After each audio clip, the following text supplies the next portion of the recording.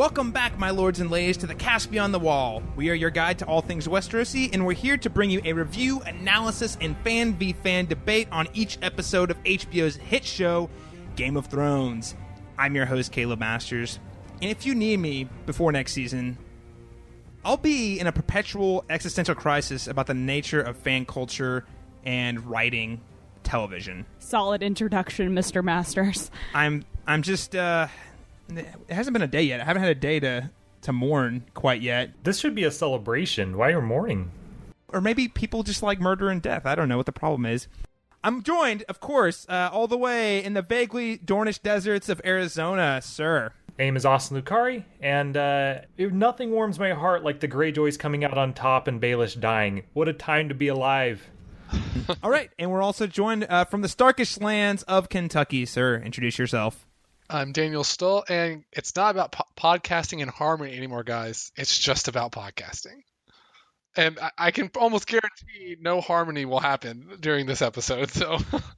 Well, this has been the episode Daniel and Austin have been waiting for years to have. Caleb, did you really think Petyr Baelish wasn't marked for death as soon as he put his smug face on the television screen? Oh, no, he was... Did you really think he was going to make it out alive? Oh, no. Caleb just bringing a whole bag full of salt to the show today. No, listen, we're going to talk about it. In this episode, we'll be giving you our initial review, scene-by-scene recap, and, of course, update on our Fantasy League teams of Season 7, Episode 7. You can track all of our posts on our social media channels, including our Twitter at cast_beyond_GOT and on Facebook at facebook.com/castbeyondthewall. I am very excited to have today's special guest host. She flew over from the other side of Oklahoma City on a dragon, and she kind of made a hole in my roof. I don't know what to make of it. And those goats outside, roasted goats. But Ms. Alexandra Brohannon, one of my favorite guest hosts, welcome back to the Cast Beyond the Wall. What's up, you guys? We're fucked.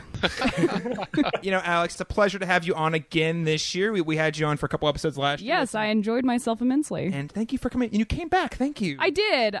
It's been a long time coming. At least I caught one before the season concluded. It's just the last one. It's the last one. Well, but you've been off making movies and stuff, right? Yes, that is indeed what has been happening. Let's go ahead and kick things off with a little bit of listener feedback. And we'll start with the poll, which was, will there be a Clegane Bowl in the Season 7 finale? We had, of the 27 votes, we had 45% said yes, 55% no. And luckily, they were all smart enough to know what the Clegane Bowl was. So 0% said, what's a Clegane Bowl? Yay. No, it's not. It cannot be found on your local menu at Chipotle. Oh, Sadly. That sounds like something that'd give you real bad indigestion. Like a Clegane Bowl. Nothing like some undead meat in your burrito bowl. I mean, let me tell you. Congratulations, and we're going to talk about here in a little while. There was no Clegane Bowl, so you guys called it correctly. However, they wanted to remind us that the Clegane Bowl was still on the table. Now, guys, there's something that's really cool that I want to tell our listeners about. What's that, Caleb? Alexandra, I'm glad you asked. What is that? So...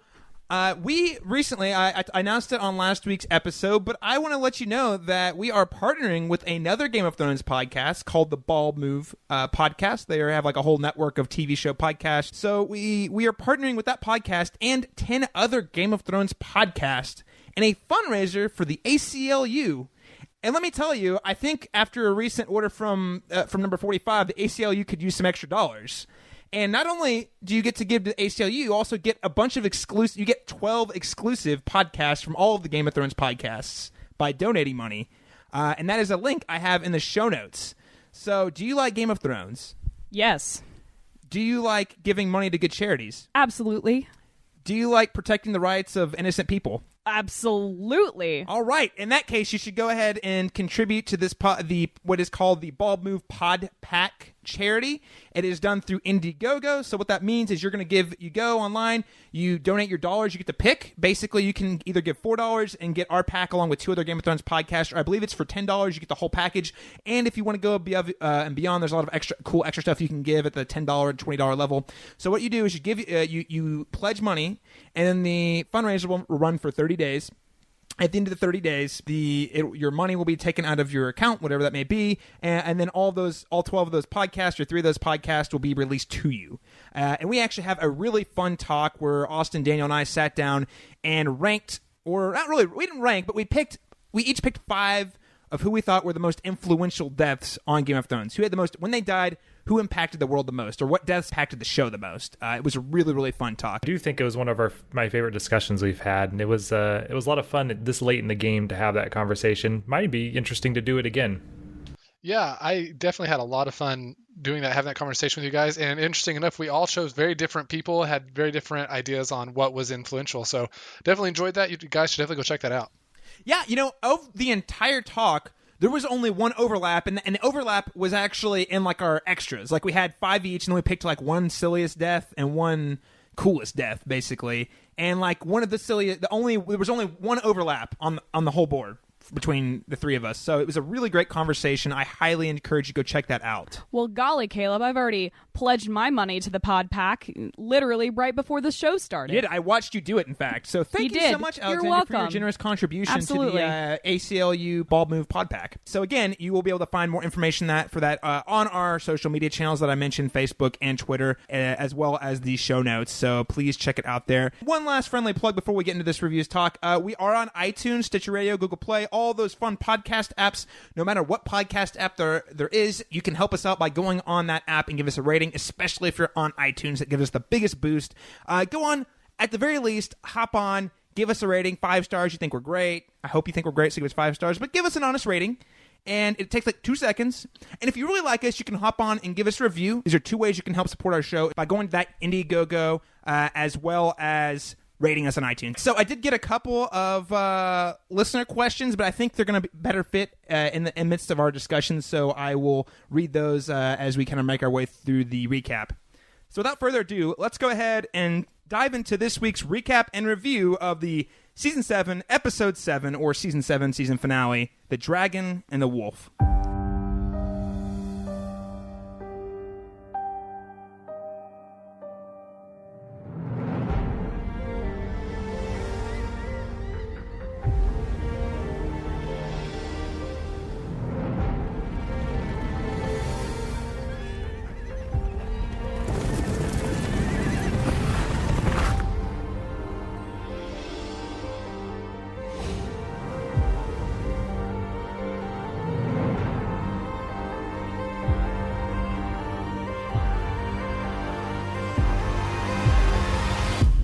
There is only one war that matters. We do have one more podcast coming after this one that's going to be like a season overview. So I promise, if we can all agree, I will keep my criticisms of this episode to this episode and not dig up problems I had with other episodes that informed this episode as best I can, because I think those are more season-long issues I have versus episode issues. So I'm going to throw that out there. That's fair. You know what? We'll actually start with you, Austin. What did you think of this week's episode? I know, counter to what some of the people on the podcast think, as well as some of our listeners who have already kind of heard some of their thoughts from, I think this episode was fucking fantastic. I believe it to be one of the top 10 episodes of the entire series. We saw fantastic dialogue, great character exchanges, amazing set pieces, a sense of tension and a conflict on like a real subtle level that we haven't seen throughout the rest of this season. It is the highlight of this season in my mind, and really one of the highlights of the entire series. Okay, so very warm. Highlights of the entire series. Wow, bold statements. And go just right over to Mr. Stoll in Kentucky. What did you think of this week's episode?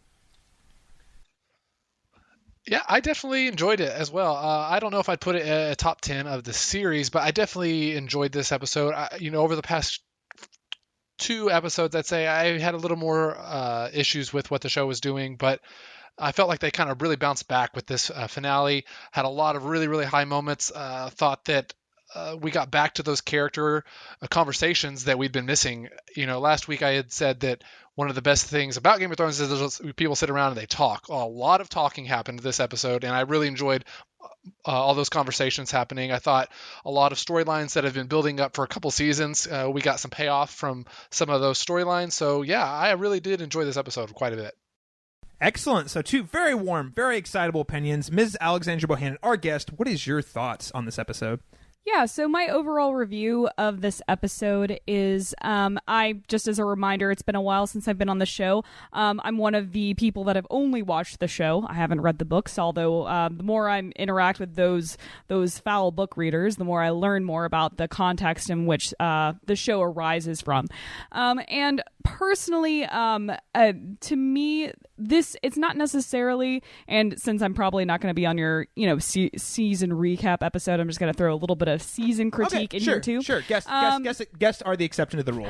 I think the season 7 finale is one of the best episodes of the season. I don't necessarily think that season 7 is one of the best seasons of the entire show. And I think this season, while has a lot of great payoffs, and I really have been enjoying that, it's kind of weaker in the areas in which Game of Thrones has traditionally excelled, which is like geopolitical commentary and a lot of interesting issues with regarding socioeconomic strata. And I know there's a lot of content, a lot of White Walkers to kill in a very short amount of time, but at the same time, I do feel we've kind of gone from more of like a Tinker Tailor Soldier Spy or any kind of like more thoughtful kind of discussion like Star Trek Deep Space Nine into more of like, blockbuster Marvel Cinematic Universe. We're punching, we're fighting, we're constantly destroying things, and there's lots of CGI and lots of very quick things happen. Lots of teleportation happens because the laws of time and space do not exist in Westeros anymore, and just things like that. Things that kind of do take away from the quality of the show as a whole. Because personally, I do still enjoy it. Don't get me wrong. I love watching big explosion, ice dragons, blue eyes, white dragons, all that kind of stuff. I love it. But at the same time, it's not what I was expecting from where I thought Game of Thrones was going to go. I thought it was going to be a little more thoughtful and a little more, a little less smash, and that's one reason why I did like this episode a lot more than the others in the season. There was a lot more talking and a lot less punching, even though it ended in that particular fashion. Yeah, and as a stinger, that's I think that's totally cool. A totally acceptable way to lead it there. I was incredibly satisfied with that last scene. Like that was crazy impressive what they pulled off with the blue eyes white dragon. Unfortunately, Tormund didn't have that trap card ready. He couldn't use the heart of the cards. Tormund. He should have used acid trap hole on that sucker, but he didn't do it. And is Tormund dead? We don't know.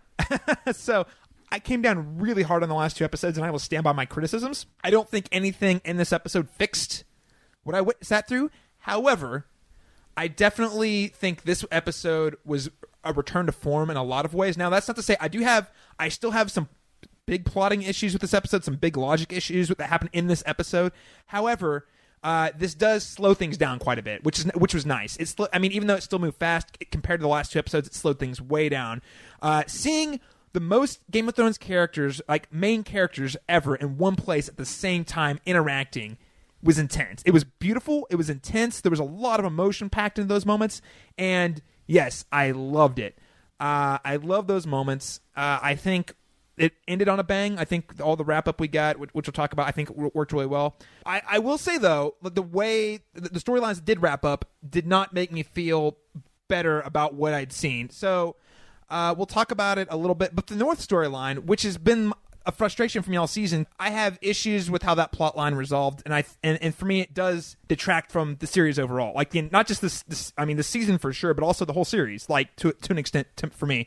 That's not to say that the episode was bad. I think it's great. I don't think it's top 4 finales. Like it. There's 7 seasons, right? Yeah. Okay. Yeah. There's been some really bad finales for the record. That's very true. Well, the season 1 and 2, because season 1 didn't that end with Ned's? That was episode 9. That was episode 9. Oh, well, although the season 1 finale did end with Robb Stark taking up the King of the North bit, which is pretty cool. Season 1 and 2 though, not the best finales. And then 4 was Red Wedding, right? Season 3 was Red Wedding. 5 was the bad one, right? Where like everything was like cliffhangery, like yes, you season didn't 5. answer anything. Yeah, it's that better. Was, like, the bad one. It is better than season 5's finale. I agree. It is better than season 1 and 2. I don't think it's better than season 3 or 4 or season 6. But it's still good. It's still good though. It's still good. But yeah, let's go ahead and actually. So listeners. I think generally we liked it. I'm probably coming down the most conflicted, but I do think overall I'm about 65-35 or 70-30. Like I love several things about this episode, and it seems like everyone else is pretty warm on it. There are a few things as we're getting off to the payoff stages. It's certainly detracting from my viewing experience, and we'll talk about that as we go. So let's go ahead and kick things off with the big meeting, which is in the fighting pits outside of King's Landing. Really great setting the stage. We see Grey Worm still alive. We see that Jaime and Bronn are... it's a pretty great moment where Jaime and Bronn are watching, oh, hey, look, there's a bunch of Unsullied. Man, her odds are pretty slim. And then, oh, my God, then like thousands of Dothraki right over doing their deadly Dothraki war call. And then we get to see all of our heroes kind of marching into the King's Landing. Again, I enjoyed the exchange between Bronn and Jaime. I don't really think there's a lot to say there, but I think between that, we can talk about it at the same time. I think, there was something weird because we never actually found out what happened to Grey Worm in Casterly Rock. We just saw Euron's ships come in, destroy all the ships, and then like, oh crap, is Grey Worm dead? Like, we literally asked that question on this podcast, and he just shows up. Yeah, we had no payoff for that at all. It was just like, hey, that dude, he's there. Cool. I what? I think the idea is... So I was trying to like make sense of... It wasn't well done. No, it was not. Let's just say, to get that out of the way. But I think where they were going was Jaime's army was probably going to go take back Casterly Rock after they took Highgarden. But Daenerys kind of broke all that up, and therefore Grey Worm was free, I guess. I think that's what we were supposed to get out of it. It doesn't matter. He's alive. It's Game of Thrones Season 7. Doesn't matter. He's there. Yeah, that's the thing. It's Game of Thrones Season 7. It doesn't matter. It doesn't matter. Is he there? Okay. That's the tagline. That's all that matters. We do get a scene with Cersei showcasing that, hey, Cersei's really evil, guys. She has her plan is for the mountain, if she can't win, the mountain's just going to kill everyone, starting with Daenerys, and then Tyrion, and then Jon. So that was a fun bit. I think that was a really good scene, actually. We've seen Cersei through all of these seasons be incredibly confident and really tried to take the place of Tywin within the family. But in this scene, we see her extremely distrustful and show an extreme lack of confidence. And I think it was an uncharacteristic show of vulnerability on her part. It was a nice establishing moment, I guess. Like I don't disagree. I just don't. It was an establishing moment. It's kind of setting the scene. I think that also it demonstrates, if she's really truly going in there, going to always accept the truce no matter what the scenario. Accept the truce, I say with my big air quotes. Then it definitely shows how she's really trying to play that long game, because she doesn't. I don't know if she really thinks that they're gonna kill her, because she would be the one. If there were a whole room of Cerseis, yeah, everyone would be dead. But because all of her opponents are actually much more honorable than she is, right, she knows that she's probably relatively safe. Because she knows that Daenerys is probably not going to fire roast her because of her reputation and how Jon is and everyone else in this room. She's the one that would fire roast her own ass. I mean, Dany has pretty much fire roasted everyone that's crossed her to this point, like throughout all the seasons. And that's true, but the fact that she's the one who called the truce seems to signal, and it's coming from Tyrion. And with Tyrion kind of... And as we see, we'll talk about in a moment, like, despite the fact that she hates Tyrion and says he's a liar and all this stuff, clearly, I think she does trust him to some degree. In her own weird sort of way, she trusts him, like, to know that Daenerys is not going to show up and roast her ass. Like, you know what I mean? Not necessarily, like, on a personal level, but she knows what kind of man he is and knows that he would not walk her into a death trap. Yeah, and we get a little bit of that discussion whenever, and we're of course going to talk about that scene, but whenever he talks about what the purpose of being the hand of the king or queen is in ruling. So right, yeah. So to kind of sum it up, yes, it is an establishing scene, but I think in a season where we criticize the show for having a lack of establishing scenes, that's true. This is important. No. Again, I'm sorry, I didn't mean to downplay it. I just was like, oh, okay, there's like meatier things I was wanting to hop to, but no. I agree, Austin, because I have been bitching all season. I'm like, man, we could just use establishing shots anywhere. So, fair point. So let's go on. We have that convergence at the crossroads or whatever with all these groups. Got so many people in complex relationships at the same time, because you got Bronn and Tyrion, first time they've actually had a conversation in years. And then you've got the Hound and Brienne, and then Yeah, sorry, it's not to interrupt. Can you remind me? It's been a while. What was the thing that separated Bronn and Tyrion? It's been a cool minute for me. So sorry. back in season 4. Yes, that's. I don't watch every season every year, unlike some of the people around this lovely table. The last time they saw each other, remember Tyrion was being framed for poisoning Joffrey. Mm-hmm. And the last thing we saw was Bronn had sold out to Cersei, but he went down to the cell where Tyrion was at and basically said, hey, I know Cersei gave me these things, but you always said that whatever someone promises me, you'll double it. He's like, will you honor that? And Tyrion's like, I mean, given my situation, I'll do what I can, but I can't make any hard promises. And that's when Bronn's, being Bronn. I respect Bronn for all it's worth. He's like, the chances of me actually beating the Mountain are pretty slim anyway. So if I can't risk my neck not knowing I'm going to get some sort of payout. So basically he left. And that was the last time they saw each other. Gotcha. So it was like on mutual terms, I guess. Like obviously Tyrion was bummed, but it was like he knows what kind of man Bronn is, and I think they respect that about each other. So that was the breakup, and then of course they called back to that. He's like, as they're marching, he's like, remember whatever Cersei promised you, I can double it. Great exchanges though, yeah. So that was really great to see them headed off. My favorite was Brienne the Hound. That was a great moment. That was my favorite too. That was great. Brienne has had jack shit to do this whole season, but I was really like, why don't we just kill her? The few moments she's had has been great, though. Like, this episode made it worth it. Like, because she had scenes with that and the Hound and her and Jaime. Like, it was great. I was like, ooh, okay, the flame's still alive. Yeah, I was excited because I'm a big fan of Brienne, but she and Podrick, they've just had jack shit to do this season. It makes me so mad. It's been a little bit of a bummer. She had the scene with Arya, and she had like a couple scenes here, and they were both great. I love those scenes, but they weren't very substantial, Well, isn't it great? Her and the Hound. So I want to remind our listeners, if you've forgotten it, and maybe Alex too. Do you recall the last time they met? No. Well, it ended with Brienne throwing him off the side of a mountain. Okay, that's what I thought. Yeah. Saved Arya, yeah. Yeah, right. She found the Hound was with Arya, and she tried to air quotes rescue Arya from the Hound. And that's then right. Basically, the Hound fell. We thought to his death. So basically, it was like they look at each other. Two giant people look at each other awkwardly, and they're like, "So what's up with Arya? How's she doing?" He's like, "Why aren't you protecting her?" And they kind of they kind of established that they were both trying to do the same thing. Sure. And then he's like, well, who's protecting her now? And Brienne's like, I think she's probably okay. got it covered. She's probably okay. Yeah. So that was really cute. Did you see the grin on the Hound's face when she said, the only people need protecting is people who get in her way? And he just kind of grins like, all right, he's doing proud, good. He's proud dad. He is proud dad. Adventures of Arya and the Hound, season 4 for 7 seasons, please. Yes, please. I want that sequel show. Don't kill the Hound. I need that sequel show in my life. I need it.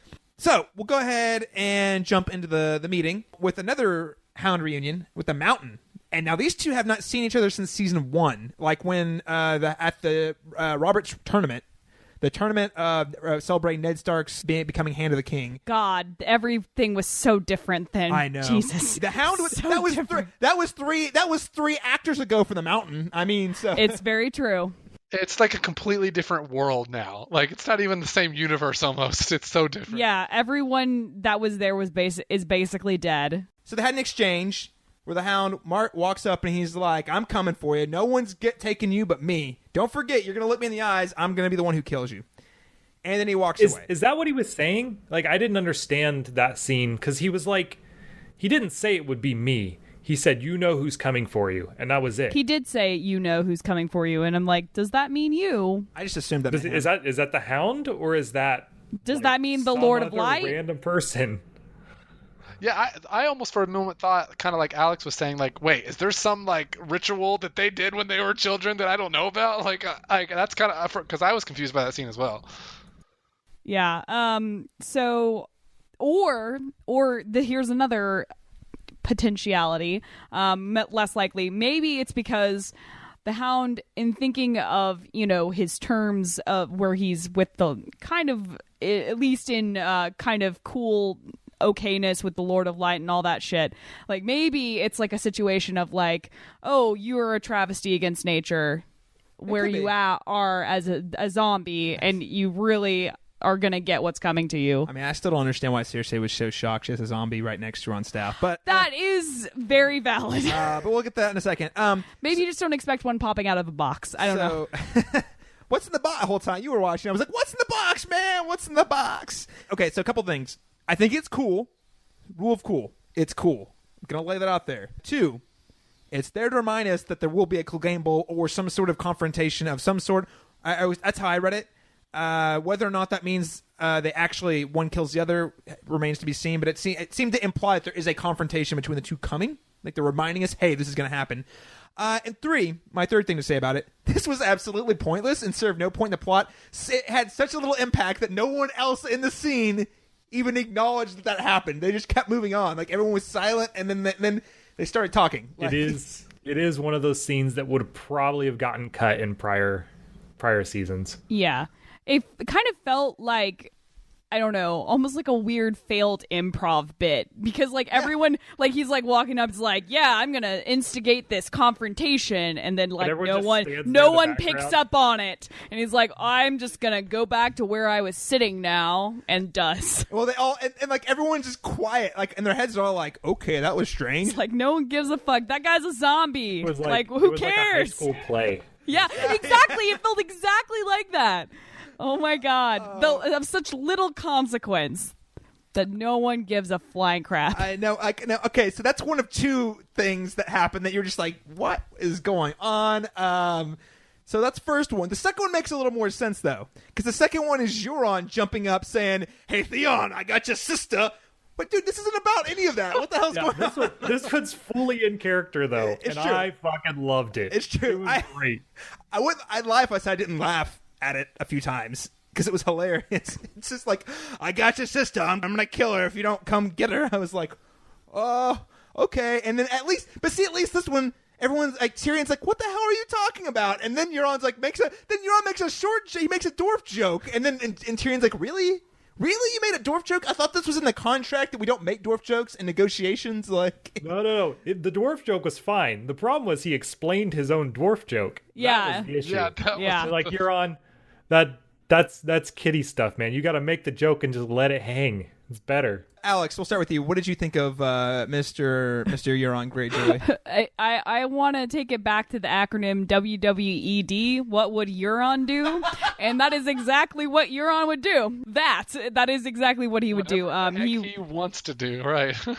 That is a mantra we all should live by. What would Euron do? But and like do the opposite of that. At least for me personally. Do the opposite. I mean, you do you, Austin.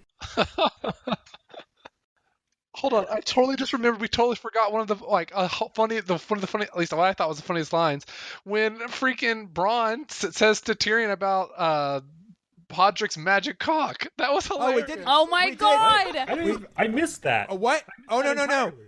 Because Tyrion. Okay, so back at the crossroads, we'll jump back for a quick second. Back at the crossroads, Podrick was catching up with the Tyrion. Like, oh man, I haven't seen you in so long. You're on Jon's team, I guess. And he's like, yeah. And then Bronn just comes up. He says, he says to Tyrion, when you're done sucking his magic cock, we're gonna head this way. So. Yeah. Yeah, I apparently missed that line. Yeah, it was hilarious. It warms my heart. To be fair, like going back to just like why we watch this show, character moments, and I feel so weird saying it about a scene where people in a brothel make jokes, but like that's a scene I remember so vividly, and like I couldn't tell you what happened in the season 5 finale. I'm sorry, I'm not like a diehard like champion like vicious fan of the show, but like I can remember small character moments like that. I can remember the looks between in season 4 where is it season 4 or 3 where Jaime is imprisoned and Brienne? Okay, so I can remember all those character moments in season 3 with Brienne and Jaime and all that stuff, and like these little character moments. Like you remember those stick with you. Yeah. I mean, the total trajectory of the plot, it'll keep going, but like that's important stuff. What? And then you get these callbacks, and that's what makes it all worth it. Well, and that's the thing, and I don't want to beat a dead horse because we've said this in past episodes, but I'll say it again, like. The biggest payoff for me this season is not the plot at all. It's like seeing these characters meet each other and talk, or characters who haven't seen each other in years meeting each other and old friends. And like when they have those moments, it means so much. more than if these characters, if we'd only seen this like one season. You know what I mean? Exactly. Like this is the climax, and it's cool to see all these characters meet up. If all we had was like a Game of Thrones movie, and it was just the climax. Like these moments would mean hardly anything. But because we have been with them for 7 years, like you're like, yes, I know what you're talking about. Like on an deep emotional level, you're like, I get it, and I understand the camaraderie that Bronn had with Tyrion and Podrick way back in the day, and that was back when in season 3 when there were more episodes, and there was time to breathe and to develop those characters by doing really dumb shit, like by hanging out in a brothel and making jokes about that. Like, you know what I mean? Like, I'm totally with you, Alex. Like, those are the moments for me that will stick out. You need to give Austin his moment with Euron. Yes. That's just, go for it, buddy. The dude's a genius, right? Everybody bought his act. He's literally the smartest man in Westeros. I was hook, line, and sinker on it. I was like, that is exactly what he would do, and he's going back on his island and with his boats. And I just thought that was exactly what was happening. I did too, because I totally bought it, and everyone's like, "Yep, that makes sense." He's the Daniel Day-Lewis of Westeros, guys. Except for he's like, when is he not in character? He's like the butcher from Gangs of New York, Daniel Day-Lewis, like the crazy one you can't predict. And I'm with Alex. I totally bought it because it's so random. You're like, wait, that doesn't seem in character from at all. So of course he just straight up was like, "Peace, I'm out." Yeah, it was actually Fuck pretty you great. guys. Can they swim? Nope. Going back to my island. Bye. That was actually hilarious. I actually loved that moment so much. Oh, I did too. So next scene, Jon pulls out the proof of the White Walkers. Okay, so did you guys think for a split second, did you guys fall for it? Because I totally fell for it, where when the Hound brought it up, I was like, oh, that thing died, like, in this last 10 minutes or something like that. I thought it was going to be, like, just dust crumbles. Yeah. I was wavering. I was like, it's either going to hop out and get it right in our face because I like the jump scare, or it died, and I couldn't figure it out. Yeah. So I did. I fell for it. So effective moment on the show's part, because I was actually, that was some real, that was really real intense. tension. Yeah. I was like, it's dead. It's dead. I completely fell for it too. I thought, because we know you have that moment where the Hound says, "If any of you open this," I was like, "Oh my gosh, someone freaking opened it, and it's like out there killing someone right now." Like that's totally. Well, there was like a dead Lannister inside or something like that. Yeah. Yeah. Meanwhile, back in the ranch, just like a bunch of dead guards. Yeah. No. And another thing I thought, because I think that would have been a very Game of Thronesian flavor of like, just like.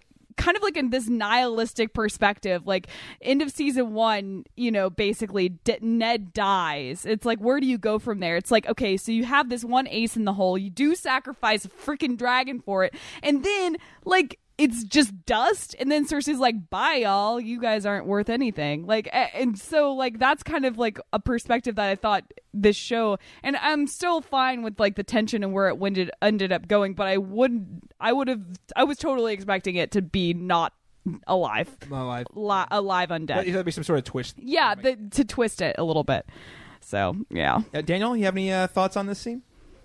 Part of the build up too was, we see that moment where like the Hound goes down to the ship and like he like knocks on it and it shakes. I was like, why the crap isn't it shaking? What the heck's going on? Something's exactly so wrong. So. It was a great setup for it. It was perfect. Yeah, another hook, line, and sinker moment. Again, as I promised, I will hold season-long criticisms for next episode recap. So if I accept that this is what's happening, and I accept that this plan worked, and just roll with it, then I think this is a really, really effectively done scenario. Because when that thing did break out, we did see legitimate fear in Cersei's eyes, which I wasn't sure if we were going to see. We saw how everyone else reacted to it. Yeah, everyone was like, oh, shit. So I do think that it was a really, really well done scenario. It was scary in a way that White Walkers haven't been scary for me in a while. I was like, oh, shit, man. Like, what's going to happen? They did a great job at playing it up. I love how Jon executed it. Now, one thing I will say, again, this is kind of related to this episode. It's kind of in that gray area. This is the first time I feel like they have established that Dragonglass kills the whites. Specific difference between White Walkers and whites. We've seen the Dragonglass kill White Walkers a lot. And last episode, they were apparent. We saw them kind of doing it up north, but they never like established that Dragonglass killed the whites. That's the actual zombies, not the White Walkers. Sure, yeah. So I was really confused last week. I was like, wait, does that... kill. Yeah. So they finally took a moment. I think it was a little too late, but they took a moment to say, oh, and so fire burns them and dragonglass will kill them. Does Valerian Steel do anything anymore? Oh, yeah. They didn't even mention the Valyrian Steel. Maybe that's the ace in the hole. Maybe, like, Cersei's going to keep a zombie in her closet or something, and then it's like, oh, you can't get me. I have a zombie. And then, it's like, but I have Valerian Steel. Yeah. Like, that's a surprise ending for her or something. I think it would have been poetic justice had this thing eaten Qyburn, though. Qyburn needs to get eaten, no doubt. Zombified. Yes. Yeah, so I did find that because that was a moment of... Because it didn't feel purposeful, because I understand, like, misinformation and not telling all the information, but in a way that makes it feel like it was done on purpose. It didn't feel like it was done on purpose. It was literally felt like someone forgot the Valyrian Steel. Like, I mean, it's such a rare thing. Like, nobody has Valyrian Steel, really. There's, like, just a handful of weapons around. That maybe they were just like, no, really, you have to equip your armies with fire and dragonglass, and that's it.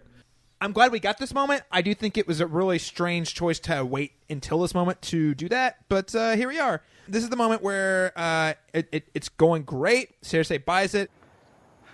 There is only one war that matters. The Great War. And it is here. I didn't believe it until I saw them. I saw them all. How many? 100,000 at least. Those things come for us. There'll be no kingdoms to rule. Everything we suffered would have been for nothing. Everything we lost would have been for nothing. The crown accepts your truce. Until the dead are defeated, they are the true enemy.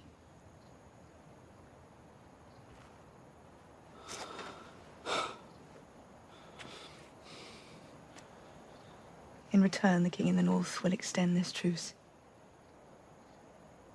He will remain in the north where he belongs. He will not take up arms against the Lannisters. He will not choose sides.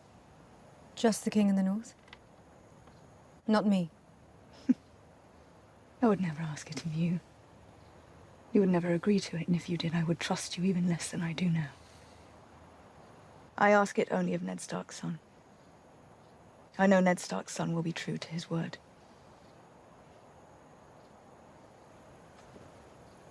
I am true to my word. Or I try to be. That is why I cannot give you what you ask. I cannot serve two queens. And I've already pledged myself to Queen Daenerys of House Targaryen.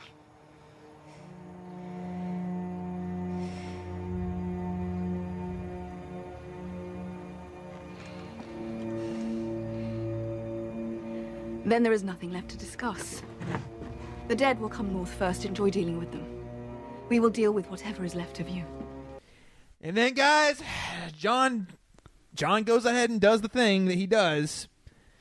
John pulls a Stark and says, but I've already pledged my heart to another. I mean, I've already bent the knee. I can only serve one queen.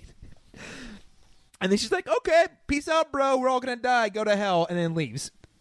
We're fucked. It was the most in-character sequence of events that we've seen the whole season. It's the most Jon Snow thing we've seen Jon Snow do all seasons. And I know, Very true. I know, he even comments on himself like it was in the sense of like, was this an intelligent decision?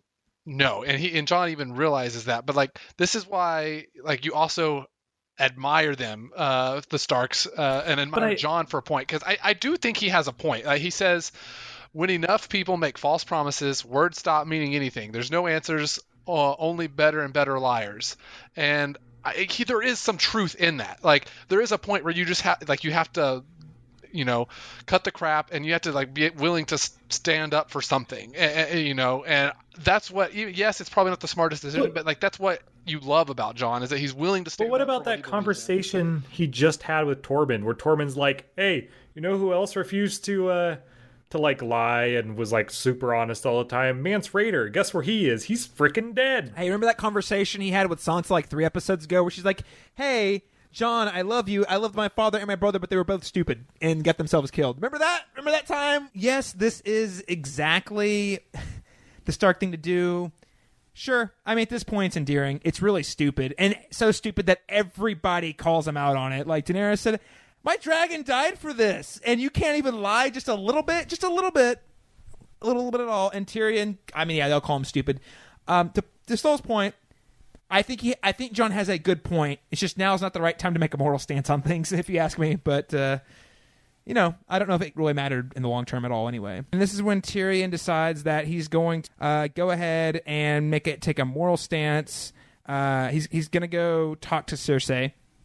And he just walks himself into King's Landing and runs into Jaime on the edge. And Jaime's like, yeah, I couldn't talk her out of it. She kind of wants to kill you and thinks I'm stupid for ever listening to you. And Tyrion says, well, I'm probably crazy because she wants to kill me.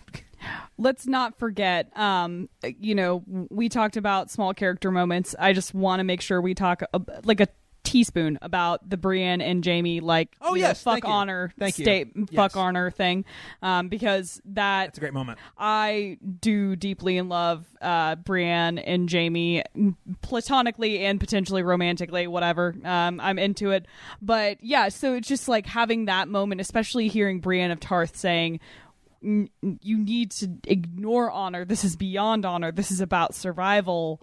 And for Jaime to really take that into his heart, as we see later in the episode, that statement, I think, really does affect him in how he thinks. So I think that just bringing that up is really important. Yeah, I think it's definitely a huge moment, as Alex was talking about. I mean, that has defined Brienne's character for a large part of this series. And the fact that she that quickly is just like, she understands the magnitude of what's going on and is willing to get there that quickly is a very big moment. Exactly. Yeah, it was great. Again, another callback to a relationship I think we all loved. And they had a great moment last season as well. So it was really great to see this connection. It was a little sad to see Jaime walking away across enemy lines saying, the next time I'll see you is on the battlefield. But I'm glad she kind of called him out on that. Sure. And I think it was I think all of that kind of works in the favor of what happened, Jaime's decision at the end of the episode. This actually leads to one of my favorite scenes in the entire episode, which is where Tyrion and Cersei have it out. These characters also haven't talked since season 4, and even in season 4, they didn't talk that much. It was more of it was in the context of a courtroom. Really, was the only time they had a conversation. So really, since season 3, since we saw them have like a really big one-on-one scene, so it was really really cool to see them kind of really going at each other's throats, both with their own perspectives. I think this is a great character moment for both. I shouldn't be surprised. I suppose she's your kind of woman. A foreign whore who doesn't know her place. A foreign whore you can't abduct, beat, or intimidate. That must be difficult for you. So you bring her here with her pet northerner whom you've convinced to bow down before her. I didn't know and about now you've that. got them both working towards the same goal. The goal you've worked towards your entire life. Cersei, I didn't know. The destruction of this family. I am the one preventing that from happening. Daenerys didn't want to debate and negotiate. She didn't want to bring you words. She wanted to bring you fire and blood until I advised her otherwise. I don't want to destroy our family. I never have. You killed our father. After he sentenced me to death for a crime I didn't commit. Yes, I killed him. Hate me for it if you want. I hate myself for it, in spite of what he was, in spite of what he did to me. Oh, poor little man. Your papa was mean to you. Do you have any idea what you did when you fired that crossbow? You left us open. You laid us bare for the vultures, and the vultures came and tore us apart. You may not have killed Joffrey, but you killed Marcella, you killed Tommen. No one would have touched them if father was here. No one would have dared. I've never been more sorry about anything. I will not hear it, not from you. I will not hear it! All right. You love your family. And I have destroyed it. I will always be a threat. So put an end to me. If it weren't for me, you'd have a mother. If it weren't for me, you'd have a father. If it weren't for me, you'd have 2 beautiful children. I've thought about killing you more times than I can count. Do it! Say the word.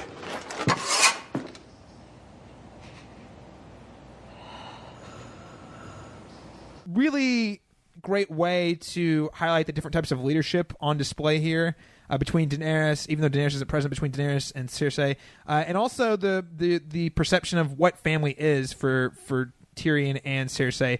Really emotionally charged moment, I'll add. Austin, what did you think? Yeah, these series of scenes from the beginning of the episode until actually a little further in the episode than this, they just continually get more and more tense. And this one was like one of those moments where I'm like, Tyrion's dead. He's 100% dead. I bought into he was dead from the second he said, I'm going to go talk to Cersei. That said, it was a fantastic exchange. This is the talk I've been waiting for forever. And I thought Cersei's been one of my favorite characters for a really long time. I thought I was actually surprised by how level-headed she was. It kind of gave me confidence that maybe she's not quite as crazy as we thought she was, despite the fact that she blew up, like a giant chunk of the city.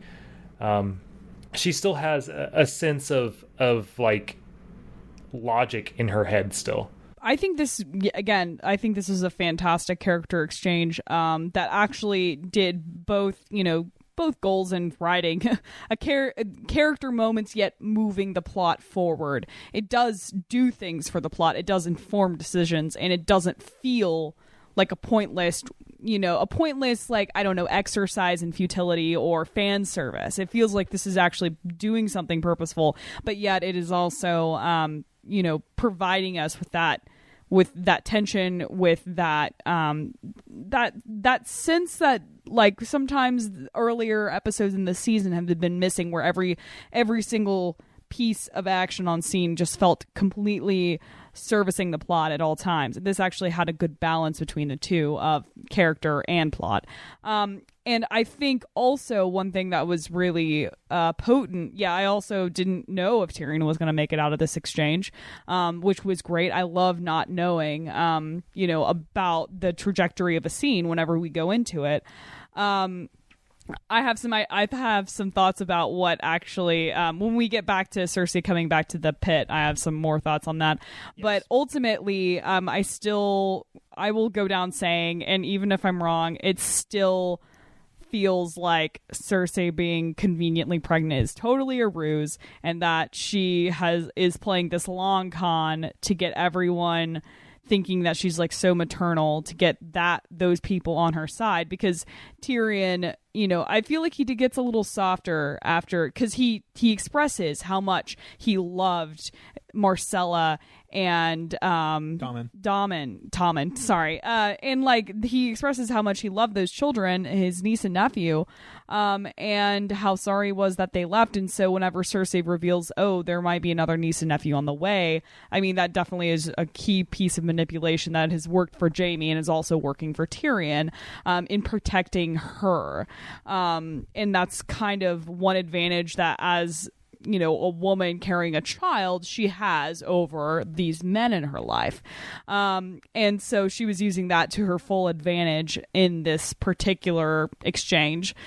Even if she is carrying a child, she's still weaponizing that unborn child against those who wish her harm, because people still have a little bit of sensitivity of, maybe we shouldn't kill the pregnant lady. So that I think this exchange was really well done, well executed, and it did everything it needed to do for me personally. Excellent.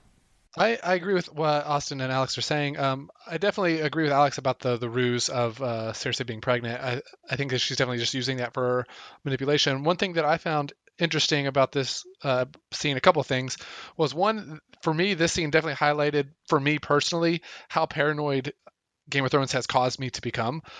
As he's walking in there, I definitely had that feeling of, oh my gosh, he's dead. This is a stupid decision. Why are you walking in there? And then you have that brief moment where he kind of calls her out on like, kill me. She does it. And then he walks over to the wine. And I'm like, crap, the wine's poisoned. I just keep every moment, everything that's happening, everything they touch, everything that they interact I with. thought that too. I thought that too. Oh gosh, this could kill me. Damn. That's what I was saying last week. It's like, it's totally meta now. They're subverting expectations by playing off what you've come to expect from the show. Sorry. One thing I wanted to highlight really quickly also was what I found interesting, and Tyrion brings it up, is you have these two characters that are at such opposite, like such odds with each other. They very much hate each other, and somehow yet they understand each other more than everyone else that is like in their life. Like they understand the other person, and Tyrion kind of talks about that, like how they understand each other. And I just find that so fascinating because they, hate each other, and they both at times have plotted the other's death, but they have this sense of being able to understand why the other one does what they do, which is I just find it very interesting. Yeah, it's a great scene. I do have some thoughts on it. I would never quite. I thought Tyrion was going to be okay. I'll just go ahead and say it. I wasn't particularly worried about him. Now that said, the emotional energy of the scene when he says, "Go ahead and do it. Go ahead and kill me. Do it right now. You hate me. I've wanted to kill you a million times. I've thought about how I would do it. So go ahead and kill me." Amazing. I was never worried for his life per se, but like I was so swept away in the moment that I wasn't really. Again, I wasn't really thinking about his death as much as I was thinking about the impact of the blows they were taking each other were having. I liked it quite a bit. Now I will say. Again, hats off to Lena Headey and Peter Dinklage for top-notch acting. I think both of them this season have been underutilized. Their acting chops have been underutilized, so it was great to see them really get some great meaty material here. I will say, this is a great scene, but it's kind of pointless. I mean, not the scene, but like from a plot perspective, it's kind of pointless.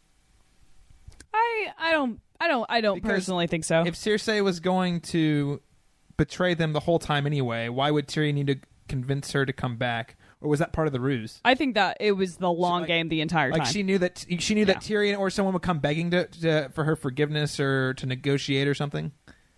If Tyrion comes back and says, "Oh look, I convinced Cersei to side with us," and then Cersei turns her back on them, Dany probably doesn't trust Tyrion very much.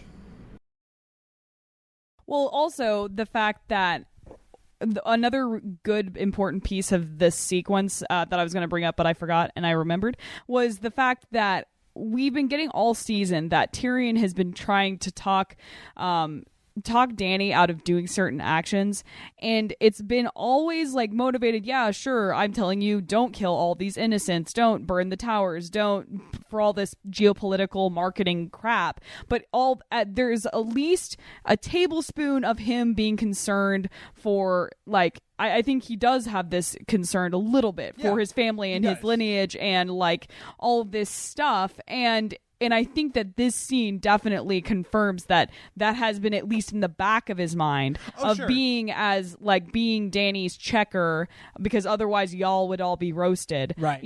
And I think that Austin brought up an excellent point that whenever Cersei is going to kind of play a little bit of a Littlefinger angle a bit where she's at least manipulated the situations to look like he's been kind of betraying them a little bit the entire time. And then that's going to cause a deep seed of distrust in Dany with at least Tyrion. Now, but you think she knew that Tyrion was going to come in after her? I think she knew.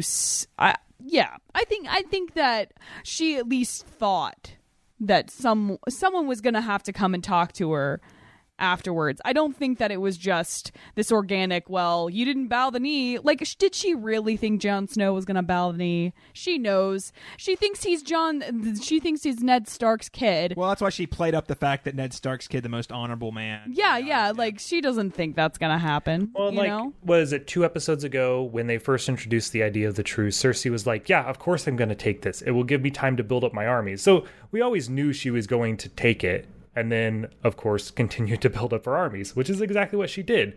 But what she did was really smart, in which she made everyone upset, came in, looked like the hero, and is also potentially undermining Tyrion's position with Daenerys. I think she came out as on top as she possibly could have in this situation. I will not disregard this, but until I see payoff or what the payoff looks like, I'm not convinced this was a totally necessary move. It's kind of unclear, but... So what I actually thought was going to happen before the big reveal that she really says, screw all you guys all along, was the fact that I thought, because we don't hear like the ending negotiation of this like sequence, right? So I thought like Tyrion was going to do something ridiculous, like, I will come and you can kill me if you can just just agree to this truce. And I thought it was going to be something really big and bold, like this kind of like sacrificial gesture to get Cersei, for her to come out and be like, I 100% agree that I should be in this truce. I'm like, she's getting something in return here.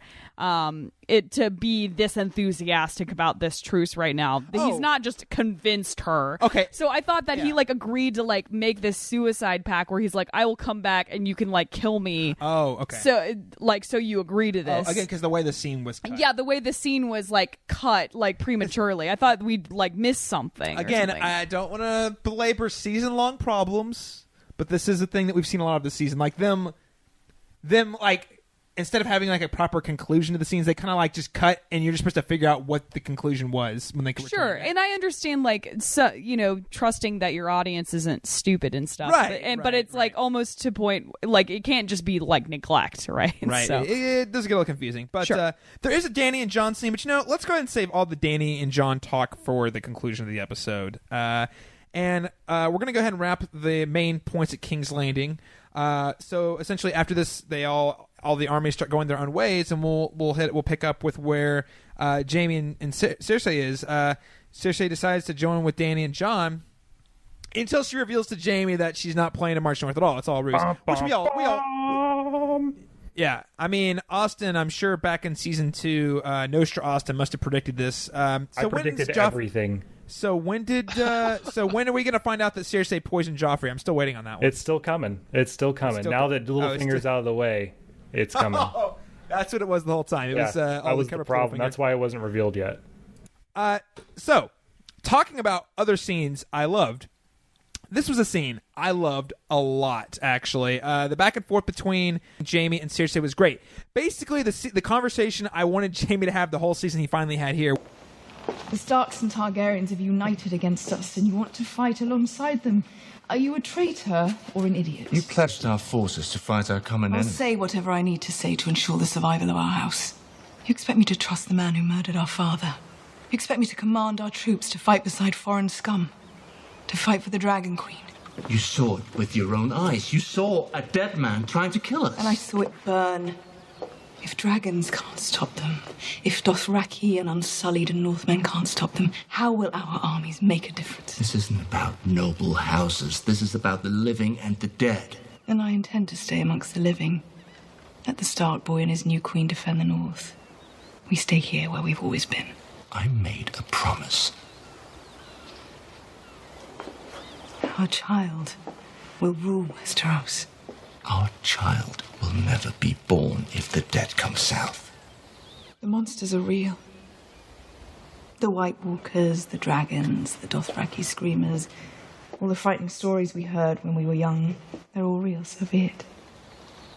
Let the monsters kill each other. And while they battle in the north, we take back the lands that belong to us. And then what? And then we rule. When the fighting in the north is over, someone wins. You understand that, don't you? If the dead win, they march south and kill us all. If the living win, and we've betrayed them, they march south and kill us all. The Targaryens and the Starks already want to kill us all. Most of them will die in the north. I faced them in the field. We can't beat them. We can't beat their dragons. How many dragons did you see at the pit? 2. What happened to the third? For all we know, it's guarding her fleet. She came here with her dragons and her Dothraki and her Unsullied. She came here to show us all her power. No, something happened. The dragons are vulnerable. We can't beat the Dothraki. We don't have the numbers. We don't have the support of the other houses. Well, suck it, she says. Basically. So too bad. And finally he says, you know what? I'm done. I'm done with your bullshit. Finally, he says, I am done with your bullshit. You've lied to me. You've walked all over me. You've ignored every piece of counsel I've offered you. Your word. If we don't have, if we're actually looking out for our family, we're going to stop this impending threat before we get in our pettier disputes.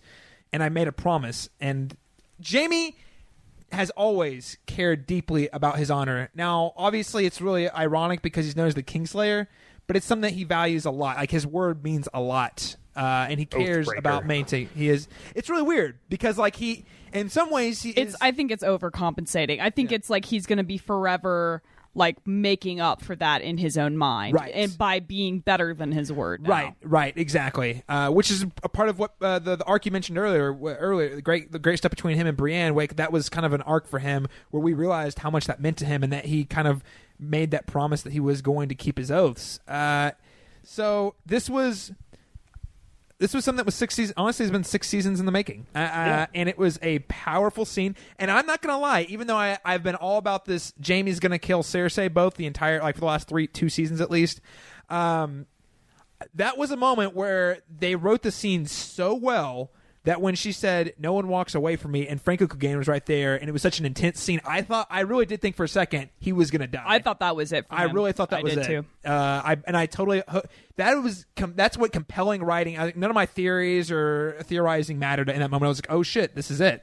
This is where Jaime bites it." Well, because the threat was so visceral and real in that moment. Going back to the Cersei and Tyrion moment, like, did I think the wine might be slightly poisoned? Of course I did, but that's just something I come to expect from her. But did I like actually have a moment where I was deeply afraid for Jaime's life and was like, this is it. We're gonna end the season with a dead Jaime, and she's gonna have she will basically be the only Lannister left because she's disavowed her other brother. So I was fully expecting that to happen, and was actually a little surprised whenever he was able to walk away and he called their bluff. Same. What did you guys make of this scene? Yeah, I love this scene as well. For all the reasons that you guys mentioned. I'm sort of with the same boat as you, Caleb, with the whole Jaime's gonna kill Cersei. And just like you guys mentioned, I in that moment, was definitely like, holy crap, he's about to die. And that's what Game of Thrones has really done to us as an audience. Is at any moment I am afraid that any particular character could die, and as soon as tension starts to rise, I start thinking, oh crap, this is it, like it's over. So that emotion was definitely in the scene, and I've been voicing all season how have been very frustrated with Jaime, and how I felt like this. He should have come to this conclusion a lot sooner, but I'm glad that he's finally there, and he's leaving King's Landing, and he's going to go, as far as we can tell, going to go up north and have a part in what's going on. So I'm happy to see him finally reach this moment where he's willing to be his own person and remove himself from his identity being wrapped up in his loyalty to Cersei. Once it was already established that she wasn't going to kill Tyrion, while I still felt like a clutch in my chest when Clegane looks like he's gonna kill Jaime. I knew like she's not gonna kill Jaime. Like she didn't kill Tyrion, she's not killing Jaime. She's already been an established softie, basically. That said, seriously, a softie? Yeah, like if she couldn't kill Tyrion, She let two of two brothers walk away. It's true. It's fair enough. Fair enough. So, but this scene with Jaime. We've criticized the show this season for doing a lot of things, and that's because it didn't do a lot of things very well this season. And this particular scene has had build up this entire season with everything scene we've had with Euron constantly goading him, Cersei siding with him on a regular basis, basically promising to marry him, disregarding all of Jaime's advice. Like every single episode we get build up to this. So, and we have for years, obviously, but I think this is one of the things the season did pretty well, is establishing the rationale for Jaime walking out. Right. One thing if I have any disappointments with the scene, and it's what everyone around this table has said, is basically that it didn't come sooner. And I'm not even saying like 2 years ago or 2 seasons ago. I'm saying maybe at least half a season earlier, maybe at the end of season 6 or something, just so that we have a little more time to resolve the fact that Jaime can extract his identity from Cersei and being her right hand man puppet spawn sex toy thing, and like get to go and be like himself in a non-manipulative relationship, and maybe go find a healthy relationship or something like that, so he can kind of grow a little bit. But we're not gonna like I hate to say it, but I feel very pessimistic about the opportunity to see Jaime grow in what six seasons. 6 seasons. 6 whole more seasons. 6 episodes. in addition to this. I know this is a huge pivotal moment, but we're not going to have the time between Whites, and we still have to resolve who gets the Iron Throne at the end of like all the zombie slaying. So it's like I don't feel like, sadly, that this plot line is going to get that time that I really want it to. Well, I'm glad you mentioned that. And this is where we're going to talk. I hate being one of those book readers. It's fine. I knew we were going to pull out the book readers. I wanted here. to. Okay. So I want to acknowledge this because they did get to where I wanted Jamie to go a season later than I wanted. Actually, exactly a season later than I wanted to get there, because the moment, which is a beautiful moment in this episode, where we see Jamie outside riding away from King's Landing and that snow falls as he's like leaving Cersei, for me, that is like top 10 moments in the Game of Thrones books. It's really, really beautiful. So essentially, to kind of reframe things for our listeners, in the book, and I'm not doing this to compare and contrast. I'm really glad. I think the sequence was a home run. I really do. But in the books, it's actually after River Run this occurs. This is and his whole arc, and this is in A Feast for Crows, the 4th book, and his whole arc that book is. Basically, Cersei's upset at him and sends him away to take care of River Run for different reasons than in the show. Tywin has just died, so he's kind of contemplating his existence and his role in the Lannister family, and how he's always kind of like wrote off the success of his dad, basically. And he's like, how am I going to be myself? And he's like, and he's realizing how Cersei has throughout the entire book, he's realizing how Cersei, just thinking back about it through his life, how Cersei has abused him. And so whenever he does pull it's the same move that he pulls on the show with Edmure Tully. Like, he takes pride in that and says, no, listen, Tywin Lannister couldn't have pulled that move. Seriously, couldn't have done that. I did that.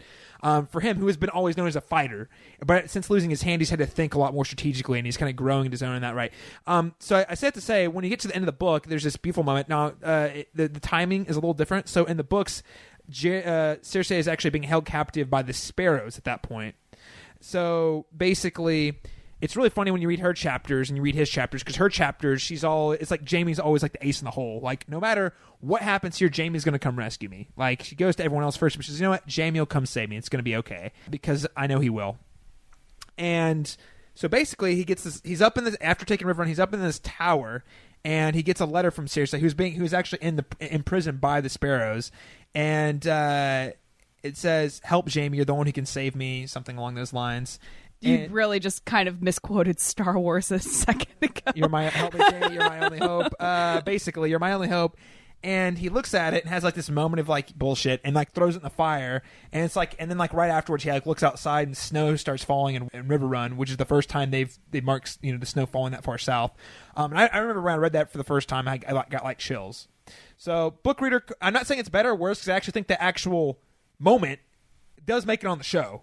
But I will say, all season long, I've been like, God, Jamie, like, why are you taking this anymore? So I'm glad he finally arrived. I just wonder why they felt it was necessary to kind of delay it. It's a legitimate question I would have for Ben F. Weiss. So why did you decide to stretch that out for an extra season? I don't know. And again, I love how they lingered on it. Like, they showed Jamie's putting that glove on, and then it takes a moment to show the snow falling all over King's Landing. And like they had the way that the score came in at that moment. It was beautiful. Beautiful moment. I don't know, anything else you guys would like to add? Winter has arrived in King's Landing. So I think it's time for us to move into our Fantasy League update. Yes, let's do that. Oh no! You gave him the opportunity.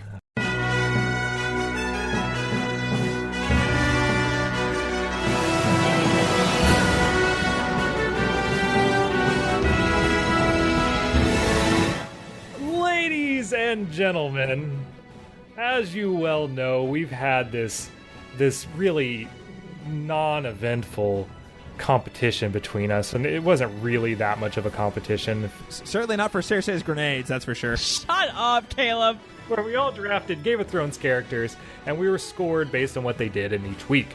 The 5 categories are violence. Any man dies with a clean sword, I'll rape his fucking corpse! Sex and nudity. The gods made this, and it delights me. Wits and schemes. Chaos isn't a pit. Chaos is a ladder. Status and power. Power is power. And finally, drinking and eating. I understand that if any more words come pouring out your cunt mouth, I'm gonna have to eat every fucking chicken in this room. This week, our 3 hosts here ended up all in the top 3.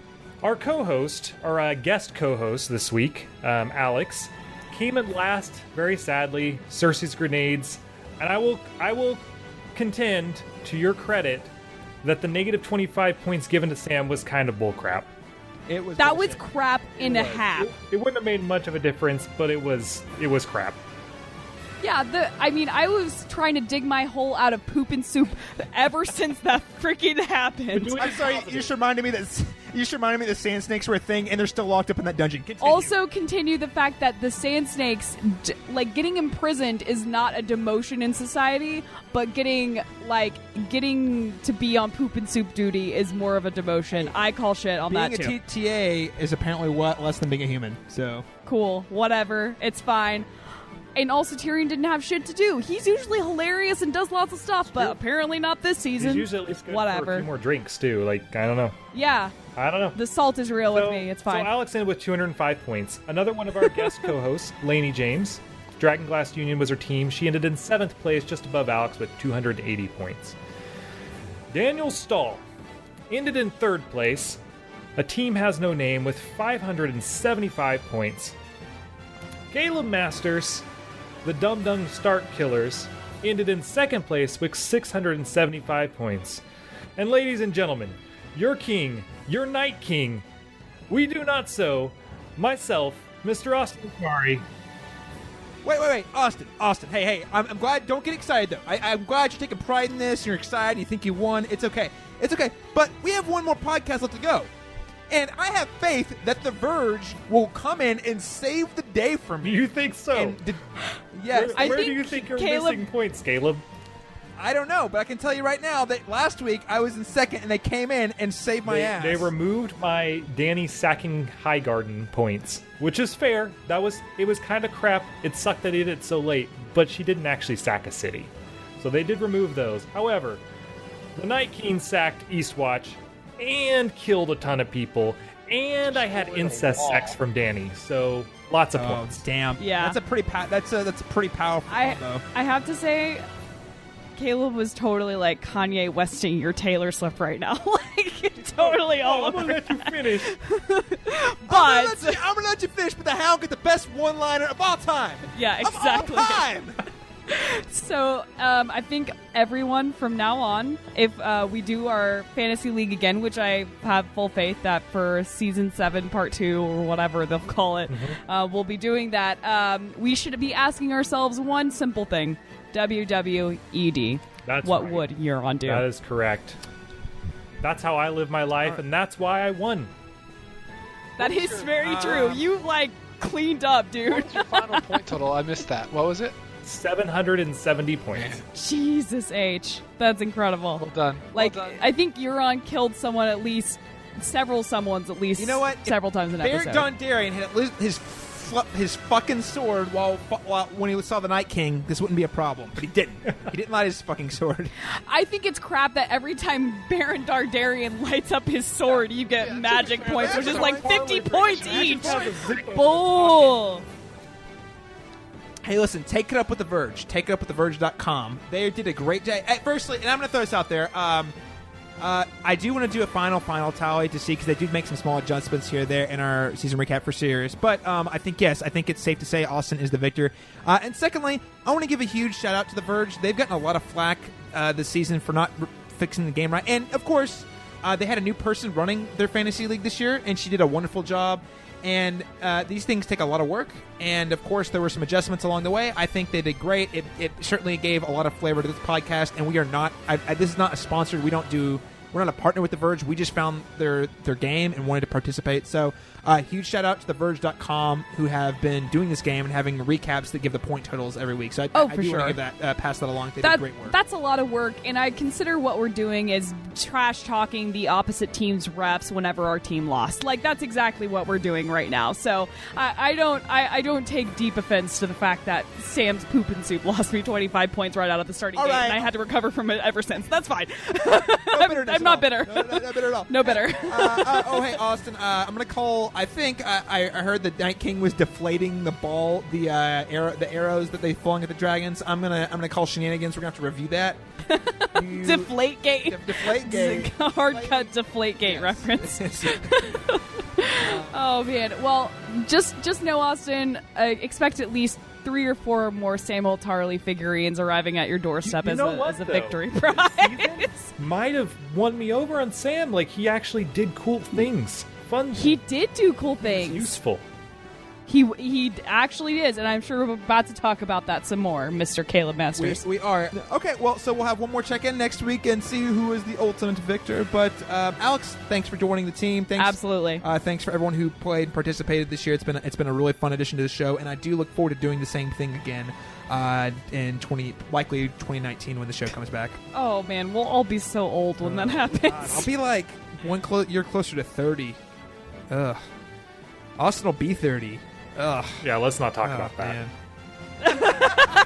I'm sorry. I mean, all right, so I do want to remind everyone before we pass on, if you have enjoyed keeping up with our Fantasy League scores, you can go ahead and keep up with more of our updates at facebook.com/castbeyondthewall, or on Twitter at cast_beyond_GOT. And if you've really enjoyed this Fantasy League every week and you haven't gone to iTunes and giving us a rating or review, please do that right now. Or as I mentioned earlier, you can contribute if you've thought this was so much fun and you want to help support the show and for us to do more Fantasy League and next season, head on over to that Indiegogo Ball Move Pod Pack fundraiser. We'd really appreciate it there. Give $1 for every single point we gave to Daniel Stoll, which is like $700. So enjoy that. Hey, yeah, please. You're helping a great cause. We must band together in times against, the Cersei Lannisters of the world, who are deeply, deeply nationalistic. Man, did you guys get that? I'm sorry, going back to Game of Thrones, she kept on repeating those lines of these foreign scum, these outside invaders. I'm like, oh my God, who does that remind you of? It's too real. These orange-haired idiots running countries. Next thing you know, she's gonna have 45 points on her forehead. Oh my God! I don't know. You don't fight with honor. No, he did. All right, so basically we catch up. We go back up north, and we see Baelish and Sansa having an exchange. Sansa voicing her disappointment with Jon's decision to bend the knee. And then he brings up, well, you can trust Arya, yada, yada. And that's when Sansa kind of sets him up a little. Sansa says, well, I don't know if I can trust her. And then Baelish kind of plays his game. He's like, we have to anticipate the worst case scenario. And that's how you'll know kind of how to make your move. They bring Arya to trial. She voices all these accusations about how we gotta remove the dishonorable people who threaten our family, XYZ. The way the scene is set up, we're supposed to believe it's Arya, and then they throw it back on Baelish. You stand accused of murder. You stand accused of treason. How do you answer these charges? Lord Baelish.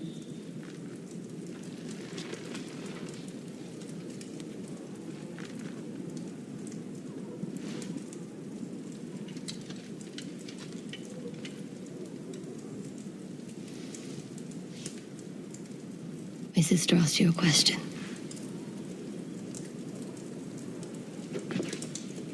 Lady Sansa, forgive me. I'm a bit confused. Which charges confuse you? Let's start with the simplest one. You murdered our aunt, Lysa Arryn.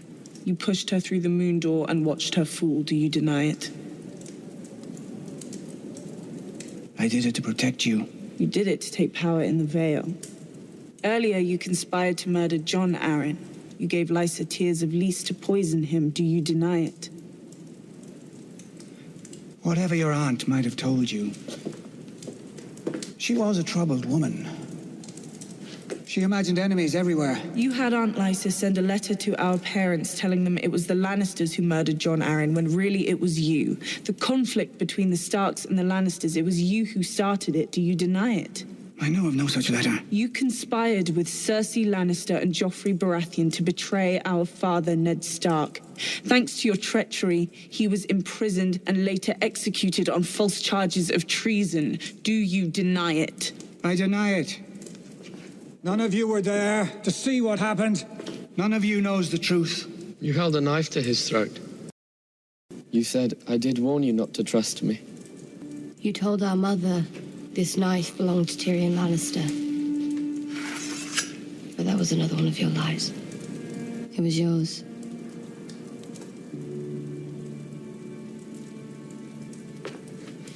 Lady Sansa, I have known you since you were a girl. I've protected you. Protected me? By selling me to the Boltons? If we could speak alone, I can explain everything. Sometimes when I'm trying to understand a person's motives, I play a little game. I assume the worst. What's the worst reason you have for turning me against my sister? That's what you do, isn't it? That's what you've always done. Turn family against family, turn sister against sister. That's what you did to our mother and Aunt Lysa, and that's what you tried to do to us. Sansa, please. I'm a slow learner. It's true. But I learn. Give me a chance to defend myself. I deserve that. And then he turns to Royce from the head of the Veil. You hear the sadness in his voice right now? It's the best. I'm trying really hard. Oh yeah, It's IRL. so good. It's so you good. want to hear? This is when Baelish starts begging for his life. And that's when they apparently, not only is he on trial, apparently this is also a trial and execution at the same time, I guess. Caleb, I think you're thinking that everyone, like in show and out of show, really likes Petyr Baelish. No, everyone hates him. Right. In show and but out of show. that's why it sounds weird that you're like, what? It was an execution? Well, of course it was an execution. No one likes him. The like at justice Winterfell system, at all. And when is there justice in Game of Thrones? All right, fine. I got to the end of the scene. So Arya walks up and slits his throat in public. Yeah, that's what happens in the North. This isn't King's Landing. Like, they straight up fucking execute people. I mean, they started the entire... Ned Stark chops off heads. They started the entire show off with Ned executing someone in front of a lot of people, in front of several people. Like, I mean, like this is normal. Where they had actual evidence for the charges. The guy clearly abandoned his post. You know what? Go ahead. All three of you tell me why you love this scene, and then I'll take my turn. Austin, we'll start with you. This scene was fan-fucking-tastic. Okay? Best scene. Not really the best scene. It was a good scene. I did like it. It showed the Starks really coming together for the first time that we've seen, and really kind of establishes all the scenes that we've had as being part of Sansa's long con of Petyr Baelish, doing exactly what Baelish had been doing to her since they'd met. She learned from the best. She's been setting this up this entire season, and probably prior to this season, in order to take down Baelish finally, while also maintaining support of the Vale. And what enabled all this, to your point, is Bran. And there is some like weird shadiness there, but this is a man who like made somebody's brain melt through time travel. Like, Bran's powers are kind of ethereal anyway. It doesn't really totally make sense. Where we ended in this scene finally, though, is with all the Starks together, united against a common enemy, an enemy that has ripped apart their family from the very beginning. It is a little uncharacteristic that Baelish doesn't see this coming. I mean, the only explanation is that maybe he got too cocky and thought he had this all in the bag when she sent away Brienne, which I think was the whole point of sending away Brienne, is to make Baelish feel comfortable, like he has the whole situation under control. But overall, I think most of it makes sense, and I think it was a really good scene. I didn't really like him wallowing and kind of begging. That didn't really seem very Baelish-esque, but I think it was that was part of the bullshit. Yeah, and I would agree with you there. I don't think it makes sense. I think they laid it on pretty thick there with the begging. But Daniel, what did you think? I also really liked this scene. I totally bought the storyline that Sansa was considering, not killing Arya, but like restraining her in some kind of way. So like when she says Baelish, I was surprised. I did not see that coming. Now I know that they've been setting up since season 4. They've been slowly building up that like Sansa is going to be the downfall of Littlefinger. I go all the way back to the moment where she's at the Eyrie and she walks down the stairs in that black dress, and you see the way that Littlefinger looks at her, and you realize, oh crap, like he is she is vulnerable. Like Sansa is what makes him vulnerable. So this is a plot line that they've been building up for several seasons now, that Sansa is going to be sort of the person that brings him down. I didn't see it until it happened. I didn't see it happening here. So I totally bought into the Arya and Sansa are at odds. How is this going to play out? I loved to see Sansa come into her own and beat Baelish at his own game. He's been teaching her all these things, and she swings it and uses it against him. I think this is a big moment for Sansa, and it's the moment we've been wanting from Sansa for like years. Since her character was created, really, yeah. And so for her to finally have that moment where that buildup comes up into this moment, I think was executed really well. And I enjoyed it. Yes, I agree. Maybe some of the begging at the very end was a little too much from him, but like we have to remember, we've never seen Littlefinger in this situation before. Like we have no really context for how he would act in this situation. He's always been the one in control in the shadows, and this is the first time he's overlooked something. And so, I thought it was executed well, and I liked it. All right, Alex, what'd you think? I think this scene was good, and I think that it serviced the plot. Did it necessarily surprise me that this happened? Not really. I think it was this conclusion.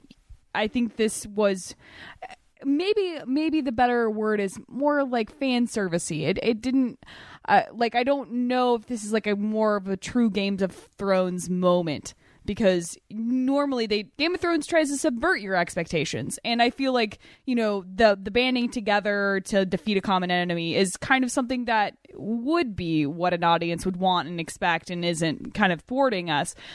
That being said, I felt like the execution of the scene went fairly well. I did love his face when she said his name. God, that is like something I want to embroider on a sample. Hats off to Aidan Gillen. I mean, I've been man crushing on him the whole series, but me too. He is really great in this scene. Yeah, he's an incredible actor. I'm glad he's finally given something to do this season, because after just basically literally everything he did this season was just look really longfully at Sansa and just be like meh in the hallways of Winterfell, and like that's it. I feel kind of bad for him. Like I was hoping that he would have some kind of long con, something like really substantial to do, and then we didn't really get that from him, which is a disappointment for the character for sure.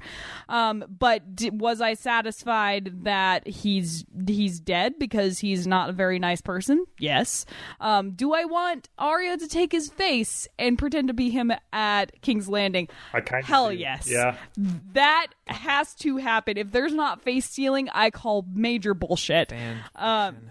Yeah, it's okay. It'll be wonderful. Don't worry. At this point, if I get Aidan Gillen back for a scene, that's the thing. Like, that's the thing is like he will go to Winterfell and like kill all of. Maybe he kills the Maester. Maybe like who else is on Arya's list at this point? He goes and is friends with them and then kills them. That sounds wonderful to me. But there another like my last little bit is, did all the begging seem characteristic of Littlefinger? I don't think so. I do think that he might have been put on the wrong foot for being, like he's so good at predicting how a situation will play out, and he didn't call this one at all. But I do think he might have been a little smarter about how he went about it. But man, did that blood and guts look great? Like those effects look fantastic. I mean, that's the situation that we got, and so we just kind of have to move forward from here. See, that's the problem this whole season. That's what we got, so we just got to keep moving, guys. Don't worry about it. Okay, I've been thinking about a lot of this, and guys, this is going to sound so stupid because I know everyone wanted this moment. I was actually really depressed, and it's not it's not specifically Baelish. It's kind of what that character meant to me. Because the guy's he's a bad dude. You can like bad guys. That's no, awesome. he is a bad person. I am not upset that this is the plot point. Saria taking Baelish down is completely fine and justified. But Alex really hit on one of the reasons this really pissed me off. Ever since the first trailer came out and they actually played Baelish up in the marketing materials, and then in the first couple episodes, the way they were giving him a lot of screen time, but not actually doing anything, I was like, oh, are they setting up for him to die? Because you usually give people a lot of screen time before you kill them, like minor kind of sub-characters. So I was like, okay, I'm a little... that's why I was kind of freaking out earlier this show. I'm like, man, I think he might die. And then the more we went on, the more I was like, oh, they're going to kill him. So I was kind of, even like the whole, like, oh, there's the rift between Arya and Sansa. I mean, I wasn't really sure how to feel about it, but I was certain that it was probably going to lead to Baelish dying and some sort of they're going to unite and take him down moment, which is a little disappointing. Not that they did that, but because this whole season he had nothing to do other than look creepy in a castle. Here's my thing about Baelish, and they point out he did a lot of stuff to start the show, like to really start the fire that got the show moving. He is one of the biggest game players in the show, and his decisions impact more than just Arya and Sansa and the Stark family. It echoes throughout the entire Kingdom of Westeros. So I'm not upset that he went down. It was inevitable, and I mean, I was with you guys back in season 4 when we were saying, "Oh, Sansa's going to take him down." I'm like, "Yeah, probably." So it's not that it's not the predictability of where it went. It's how it got there. It felt. I don't feel like it did Baelish's character justice. I feel like it's what people wanted to see, and again, much like I complain of a lot of plot lines this series, it's seasons like, well, we don't really know how we're going to get there, so let's just hurry up and get there, and then we'll deliver, and then we'll give fans a really great fan service scene, and we'll all be happy with it, and that seems to be the case, and that's why I've been really reflective. I'm like, well, I'm pretty confident in my opinion about this not being justifying that character. It's great for Sansa. It's a great moment for her. I agree. Again, I'm glad that she had this moment. I just think it came at the cost of Baelish's character as a whole. The reason I liked his character is because the whole series he's been the one who's been the best at the politicking and playing the game better than Cersei, better than Daenerys or Jon or Varys. He's better than all of them. And for him to go down in such an insignificant subplot does not feel like they justify that character. But I also feel like that it might get a reference next season, but I don't think it's going to make any impact on the plot next season at all, which for me is a big disappointment. And also, I never for a second, when they marching Sansa and then I was like, this doesn't make any sense. They have no actual charges against her whatsoever. I didn't know it was going to play out exactly like it did, but this scene doesn't make any sense. And also, and we'll talk about it more next week, it does have me thinking about how bullshit this whole plot line is, because so how long were they plotting this? Were they plotting this the whole time? So does that mean that the last 2 episodes worth of Sansa Arya struggle was an act? And in which case was Baelish watching? Because it didn't look like he was watching. We didn't see him in the scenes. So if that's the case, then those scenes don't make any sense. So that means it had to be real to some degree, right? But if it was, they didn't establish what part was real and what part wasn't. So I find it to be very messy, sloppy writing that doesn't... Yes, Baelish dies. Yay, we all feel great about it, but I don't feel like it amounts to anything other than we kill Baelish. And I don't feel like we kill Baelish, but his death really has no significance to anyone other than Sansa. And I do think that Baelish, despite his death meaning a lot to Sansa, I think it means a lot to Westeros in general. But I think I agree with you. I think they sat him around for a lot of the season. There were a few really good scenes with him. But for a lot of the season, he got a lot of screen time with not a lot going on. But there were other deaths throughout the series, and Oberyn's one that comes to mind, where I feel like it's similar in some ways, but with Oberyn, at least, he did stuff throughout that entire season. Exciting things. I think one of the most important scenes we saw with Baelish this season was the one where he's sitting with Bran, and Bran calls out, like, chaos is a ladder. And that really kind of signals he's going to die to me. And I think it did. We talked about it in that episode. To your point, it is a really anticlimactic way for a character who kind of formed the entire plot of the series to go down. But I think, and maybe I'm giving too much credit, but I think that's totally intentional. I think they're like, oh, you thought you were this big, bad person, but turns out you're still nobody. You were born nobody and you're going to die nobody. And that makes him more tragic. Yeah, and I think that maybe not what the audience took away from it, because everyone likes And I don't think the scene was as fan servicey, except for the fact that Arya is the one that kills him. I think that's where the fan service comes into play. This is going to be a little bit of meta commentary, and the overwhelming reaction was "Ding dong, the witch is dead." It was so funny. Seeing him snivel like a coward was so great. It wasn't so great how he was begging for his life, and I'm like, firstly, I don't agree with their decision to do that, and secondly, I mean, outside of all the reasons I mentioned, I'm really bummed because it felt hyper telegraphed. I mean, you mentioned the brand scene. I was like, oh god, they're really. That's why I was hoping not that they couldn't have killed him. I was hoping when he died, there was going to be a little bit of a Game of Thrones-y like twist, though. Like, ooh, they got him, but there's some unforeseen consequence, or there's something like they were instead of being fan servicey, they were going to subvert the audience a little bit and make that challenge them a little bit in his death, which is what I don't think, at least for me. And I know obviously I'm biased. I'm not going to deny that, but I don't think this even ranks even close to one of the great Game of Thrones deaths. No, I wouldn't at all. say so. And I think he is one of the great, and I truly think he is one of the great Game of Thrones characters. I think if we did the conversation again where we're talking about most impactful deaths, we'll see next year. I don't think this one would be on that list. Man, but that's the thing. Maybe his death isn't impactful. His life was. Yeah, sure. His life totally was. And I do think it was supposed to be a tragic event. And I feel that way after I watched it. I mean, am I excited to see him go? Yeah, he was a creepy, horrible man. But I do think in some ways it was a tragic death. He built himself a pretty impressive life, but still died in a non-impressive manner. I'm kind of with Austin as well. I did feel like it was a tragic in that way. There were parts of me that liked Littlefinger and respected him. Like, you can't not respect him for his intellect and his ability to work in the shadows and create opportunities for himself to move forward. Like, you can't deny that from Littlefinger. Like, he has that, and like you said, he's the best at doing that. No one is better at that game than he is. There was a part I was like, man, he didn't have the impact that he should have. I kind of see what you're saying there, but I also see Austin's point. Like, I feel like that's slightly intentional. I will say, and maybe this is unfair, but I am gonna kind of lump this in and chalk it up to, I think that his lack of significance and his death, I'm probably going to end up chalking up to being a victim to the rush pacing of this season 7. Oh yeah, for sure. I agree. I mean, I just don't feel. I do. And here's the thing: like, if they had written it more meticulously, and it felt like it just felt so rushed, and I don't know, like if it had been more plotted a little better, that's what I'm saying. I would have been okay with. Sansa taking him down is actually really powerful, but I just think, and it was a great moment per se, but I didn't feel like it did justice for her, sure.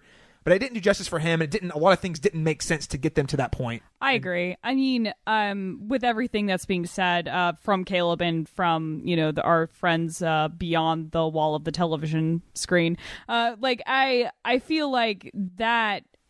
I think we're all saying the same things. It's just that Caleb, due to you really enjoying this character, it's like it feels way more personal, and I understand that completely. Like, whenever you have that kind of deep personal relationship with a specific character, seeing them being disserviced in such a way, I always think back to Lupin from Harry Potter. Yeah. Lupin, one of my favorite characters of the whole series. He has an off-screen death and dies in the Battle of Hogwarts in a very non-eventful way, and that really broke my heart in a very visceral way.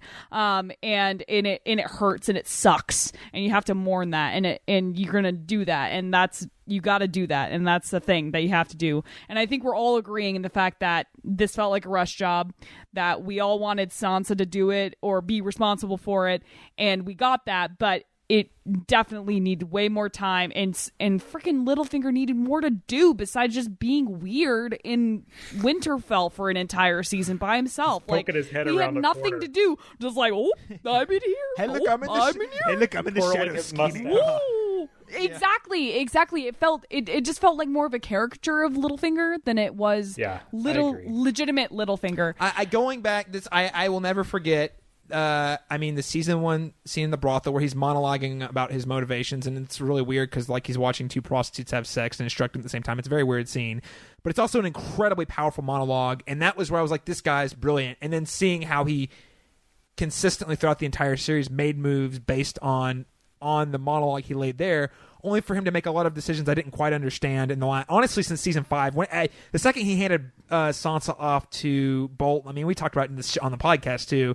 Whenever he handed Sansa off to Bolton, and I felt it was weird because I was like, one, either he is a monster and he gave her to Ramsay knowing that he was a monster, or two, he didn't know that Ramsay was a monster, in which case he's dumb. That's not, yeah, and that's out of character for Baelish. Right. So, I mean, ever since that moment, I've been like kind of nervous about how they've written him, and I don't think he's been written as well since that moment. I agree. I don't think because that's the thing. It's like, if he truly loves and prizes Sansa so much, he would never give wouldn't her have done that to Ramsay Bolton. Right. And truthfully, I fear and will be massively disappointed if Game of Thrones ends up being wraps up in a nice, neat little bow. So the idea that a villainous character like Baelish would survive actually seems a lot more real. A very intelligible villainous character like Baelish would survive.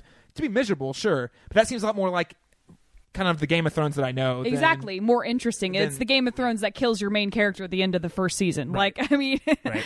So maybe it's not as satisfying to fans, but I don't know. I think I could dig that. But we've talked a lot about it. We need to hurry up and we need to start wrapping the show up. But let's go ahead and hit on Dragonstone, because there's one other scene I really want to spend a little bit of time on.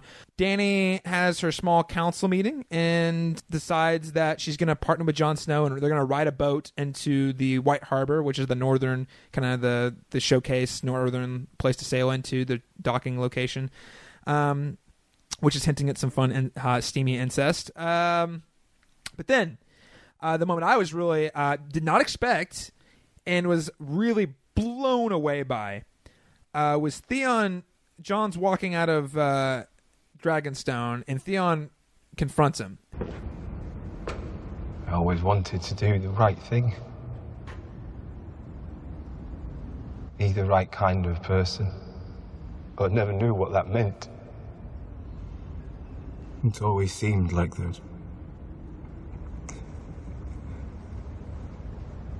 Like there was an impossible choice I had to make. Stark or Greyjoy. Our father was more of a father to you than yours ever was. He was. And you betrayed him. Betrayed his memory. I did. But you never lost him. He's a part of you. Just like he's a part of me. For the things I've done. It's not my place to forgive you for all of it. But what I can forgive, I do.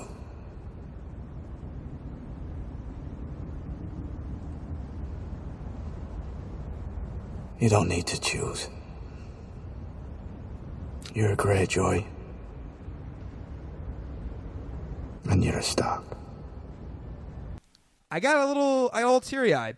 I've long time been a Theon defender, and this is nice because in a show, I mean, if we're going to pick fan servicey moments, this is the kind of fan service I like, because in a show where most of our characters we love end up dead, this one did something, for me, this did something even better. It took a character that we should, but for all intents and purposes, hate, because he killed two boys, all in the name of trying to win his father's love. And they even talk about that in the scene. He's like, I did what I did because I wanted to win the affection of my father, and I betrayed the Starks in the process. And then Jon says, you're a Stark and you're a Greyjoy. And it was just really moving.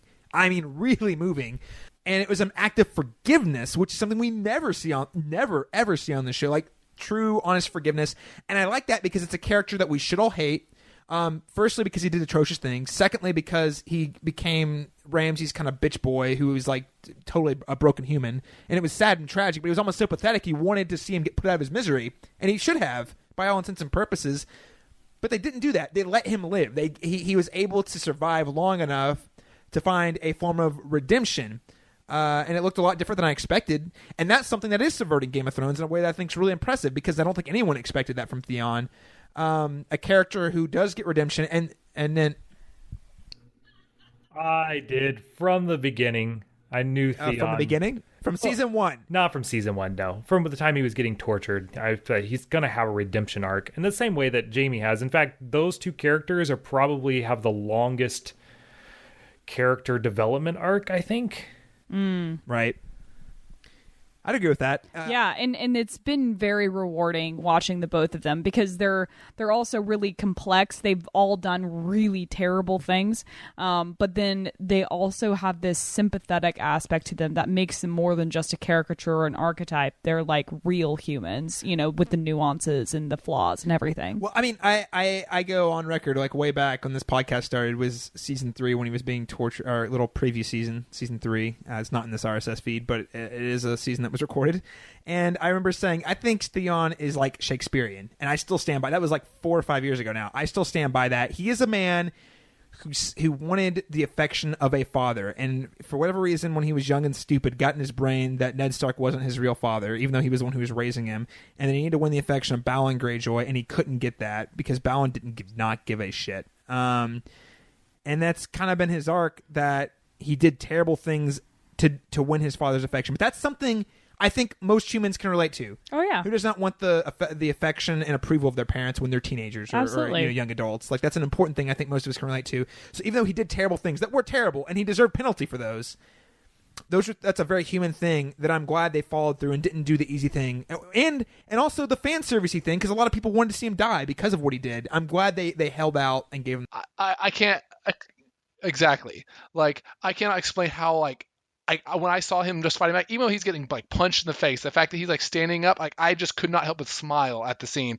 Like, not because he's getting hit, but because he's finally like got himself back a little bit, like, and willing to like stand up for something. And like,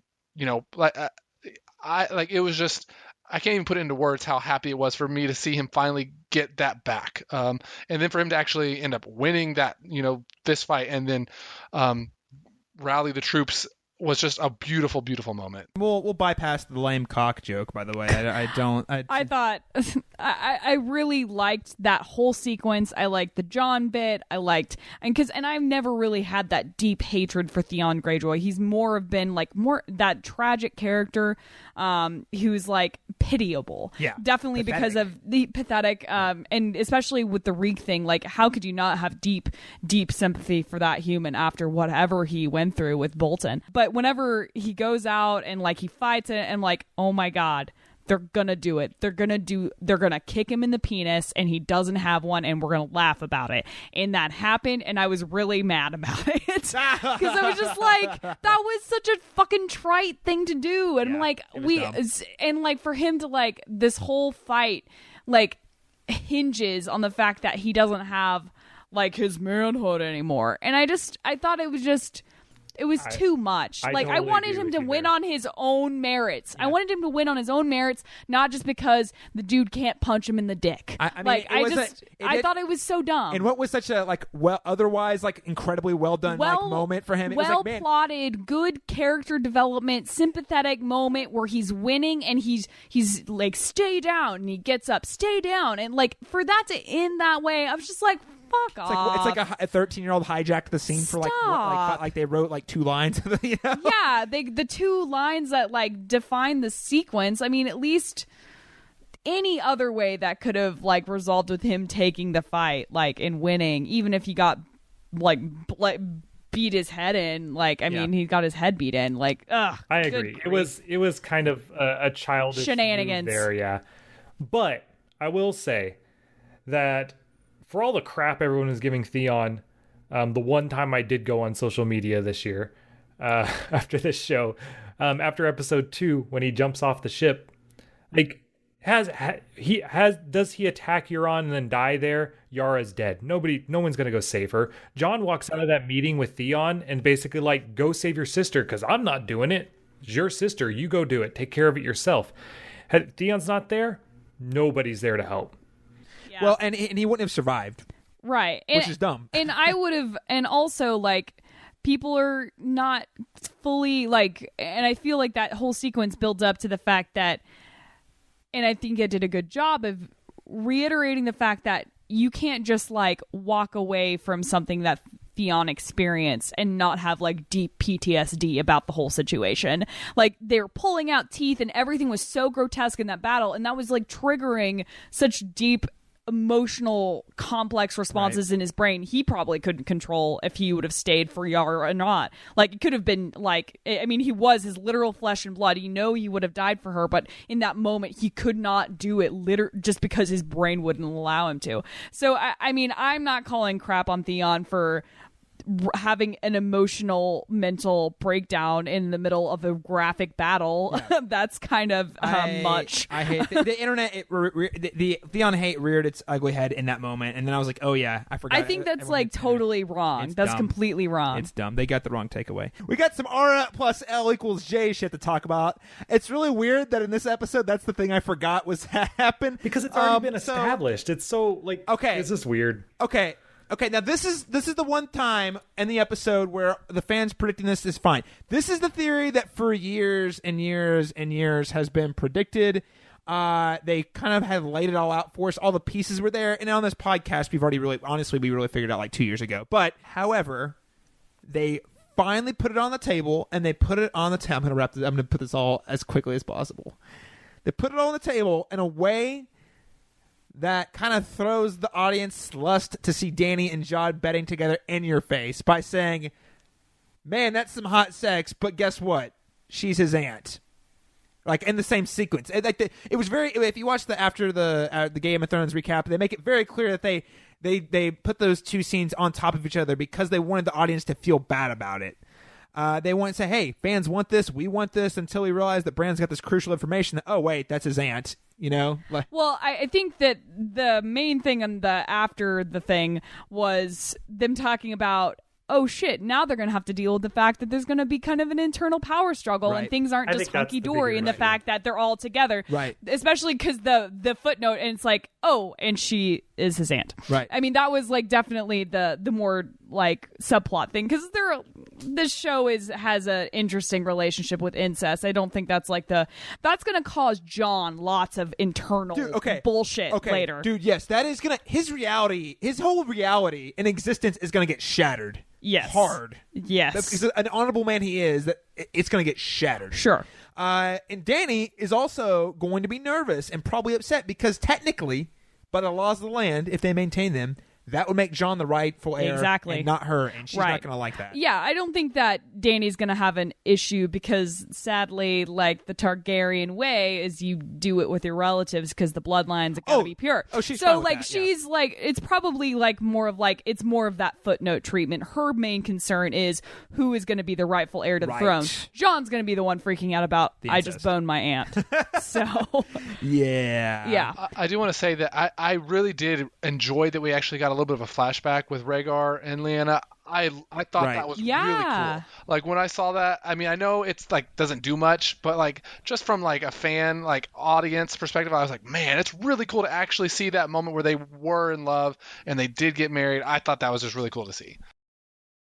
It felt like really heavy-handed to me. I mean, it was fine. It wasn't like a negative scene. But it's like, hey, audience, if you didn't understand this for the past 2 years, let me just beat you over the head with it for a while. That's very true. I didn't like this scene, honestly. So that's fair. I'm kind of neutral on it. So again, here's my big thing, and I already was upset about it earlier, and I'll say it again. So Bran knew that Jon was their baby, but he thought that he was a bastard until Sam delivered the information. So apparently he's only omniscient sometimes until he's got to like know when to be omniscient. I don't know. He's not. That's the thing. He's not omniscient. He's I know, but they haven't a tree, right? And he like looks at things all day long. And some things he does and some things he doesn't. It's just not been made explicitly clear. So when he delivers some of that information, I'm like, okay. I'm glad this is finally out in the open. I'm glad we establish that Lyanna and Rhaegar were in love. It was not a product of rape. That's really important. I've already talked about it. It's a very important, very, very important. The motivation is very important because that's what started Robert's rebellion, which got the Baratheons on the throne. Very critical piece of history. In the end, because Robert won the war, he got to write history and say this is what happened. That monster Rhaegar Targaryen kidnapped and raped her. When in reality, he went to war fighting for a woman who didn't love him. So I think that's an important point for me. That is very fulfilling to get that finally, even if it is very heavy-handed, because I agree, Austin is. Well, I think the most important part there is that Ned knew that it wasn't a rape. Ned knew the whole time and still backed his scumbag friend. Well, there's a lot of reasons he did that. He did it just as much to protect his friend. I think even more so he did to protect Jon from Robert. Because remember, Robert went and killed all of the Targaryens first act as king. Oh, yeah. So Jon would have been fucked. He would have been dead, like, instantly. Yeah, so he was doing the kind of like that of whoever smuggled Dany out, that kind of treatment for Jon. Right. And, probably giving him, Jon was not sold into slavery to Dothraki. So, like, he probably got a little bit of a better deal out of the situation. Yeah, raised in royalty. Even if he's a bastard, he's still bastard of royalty versus, a slave, Yeah. So. Yeah.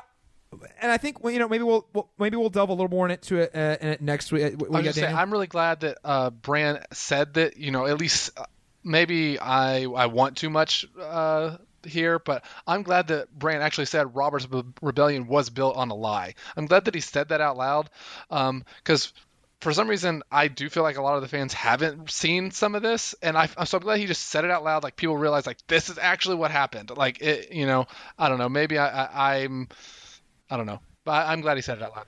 I mean, I like it because I agree with it, but I also feel like, again, it's kind of really just ham-fisting this exposition right in the audience's face. I agree. Feels a little it is Game forced, of Thrones-y. but there are people that have missed it, so I don't know. Arya and Sansa make amends. Cool. You're the strongest person I've ever known. Couldn't survive without you. Any thoughts? Go team. Okay, cool. Go Team Stark. Let's get to the thing we all want to talk about, which is the Night King. The Nazguls show up at the wall with their blue-eyed white dragon, and Tormund doesn't have that goddamn trap card ready. Where's his dark magician? He's got Beric Dondarrion. He's a dark magician. What the hell? Why? It's all there, Caleb, and he just didn't have the life points ready for it. Guess not. No life points for you. So, okay, fine. Okay, wasn't it the coolest thing when he finally got that moment where the White Walkers walk out? Like, we've been waiting 7 years for that moment. Even before the dragon showed up, I was like, oh my god, they finally made it. I mean, it's predictable. Yes, we knew it was going to happen. But this was a moment like where you're like, all right, 7 seasons, winter's been coming, but finally they are at the wall. And then they show up with their F-20 Raptor and light that wall on fire. And then all of a sudden, Bill Paxton comes back from the dead as one of the White Walkers and says, "Game over, man! Game over! It's over. It's done." One thing that I was thinking about after this really quickly was that, if I remember correctly, back at the Citadel with Sam, they said that the wall has been keeping them up forever. So this is even a bigger deal than any time that they've happened before, right? Because the wall, they've kept them out before, right? And now this is the first time they've ever gotten through. So it's even like, they've been around before. This is like bigger than before because the wall has always, at least been able to, for whatever has magical properties, has kept them out. Now it's down and they're coming through. And so it's even worse than it's ever been before. And credit to our guest host last week, Dalton Stewart, for pretty much calling out exactly what would happen with the dragon. For some reason, it never occurred to me that they could melt the wall with dragon fire, but sure enough, he was right. That raises a great question that we're gonna have to answer on our next episode because time's sake. We got a question asking what was the White Walkers' plan without the dragon. In which case, that means that our stupid heroes followed the stupid plot and gave the White Walkers a dragon. Okay, anyway, next week's episode. Thanks, Nick, for sending that question. We'll address that in our next episode. It's really cool to see the White Walkers emerging from their side. That means there's that big threat. It's looming. Winterfell is now in actual peril. Mole's Town is fucked. I mean, this is apocalyptic shit, guys. Tormund and Beric, are they dead? This is an important question. Do you think they bite it? Because that whole wall came crumbling down. I don't think so. I don't think we didn't see them die. They're not dead. That's the thing with Game of Thrones. We saw Stannis die. No, we didn't see didn't. his body. We did not see. We never saw. We saw nothing. Or his actual decapitation. Is Stannis? Yes, a white. Stannis. Well, he might be next season. That'd be awesome if he wrote up on it. Okay, anyway, yeah. That was. I totally thought that's how this was going to end. Like, both episodes, I was like, oh, it's going to end with the dragon opening its eye after they fish it out of the lake, and then the wall's going to come down. Cool. All right, let's move forward. Like, and that's fine. It's majestic and awesome and terrible, predictable, yes, but still, I mean, it's the thing we've all been wanting.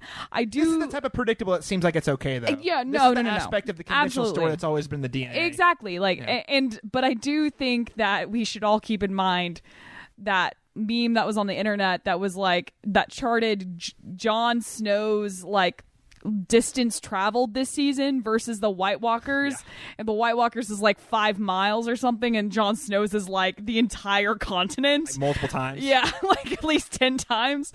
So it's like that does feel like a bit of like, I guess zombies are slow, but were we all satisfied with the conclusion? I was pretty happy with it, honestly. I thought this is a great way to end the season. If we're going to go out on an epic cliffhanger, what a cliffhanger. We've been waiting 7 years for it. Yeah, you're right. It sets up, it's here, the great battle for Westeros is next season, and we'll see what happens.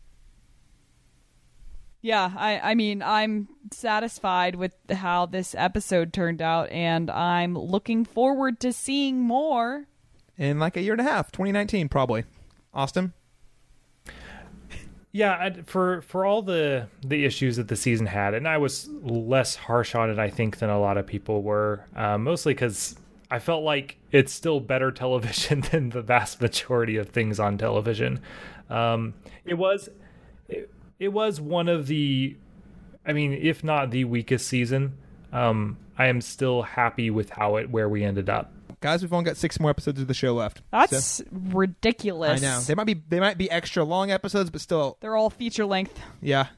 So I'm really excited for that to happen. They start filming in October, so it means at very best, a year from now, exactly at least a year from now, we get new episodes. But I'm betting it's a spring 2019 feel show. So sorry. I mean, at this point, like, I almost feel just sorry for the actors, and like, I mean, we all know that the showrunners, they're like really #over it and all this stuff, but it's like, man, what a long time to be doing one thing, right? Like in such a huge a huge one thing. And I think we'll talk about that more in next week's episode, because that is when I address my issues with the season. I think that's something I want to go a little more in depth on into, because I think it's complex. Like I'm peeved at Benioff and Weiss, but also like I completely empathize with their situation. So again, conversation for future episode. Well, let's go ahead and wrap the show. I do want to remind listeners that if you've enjoyed this podcast, you can keep up with us even during the off season. I will be posting Game of Thrones things on our social media channels. That's at facebook.com/cast beyond the wall, and on Twitter at cast_beyond_GOT. Ms. Alexandra Bohannon, where can people keep up with you online if they want to see what you're thinking, what movies you might be working on, or cool projects you've got going on? You can find me on Instagram at AlexVBrohannon, BROHANNON, and you can also find me on Twitter at Brohannon, BROHANNON. So enjoy those, enjoy my thoughts, enjoy my movies, etc. And I'll see y'all on the flip side in like 2 years or whatever. Next season. I'll tell you this, Alex, it's always a pleasure. Me and you've been guests doing podcasts together for a long time, and this is the first one we've had the pleasure of doing for quite a while. So you are always welcome on the Cast Beyond the Wall, including on our final season. So it's been a real pleasure talking to you tonight. Yay! Austin Licari, where can people keep up with you online? You can follow me on Twitter. My Twitter handle is ACLUCARI. Just posting video game stuff, Game of Thrones stuff, movie stuff, general pop culture things on there usually. Daniel Stoll? You can find me at Daniel Stoll 23, Game of Thrones, and then right now a lot of esports stuff is going on. I will be retweeting a lot about that, especially League of Legends esports. So if you want to talk about that, hit me up. Yeah, more esports lovers, love it. Oh yeah, she's a huge Dota. I'm sorry, I'm in the Dota. I'm so your mortal enemy. Their international is amazing. I've watched that before. Like it's quite a spectacle. So good. Sorry. Spectacle indeed. Anyway, Yeah, and of course you can always find me on the Twitter tweeting about Game of Thrones right now. Of course, I do Twitter movie reviews, and I tweet about video games quite a bit as well. All of the pop culture is lots of fun, so keep up with me on Twitter at CMastersTalk. Again, that's letter C, Masters Talk.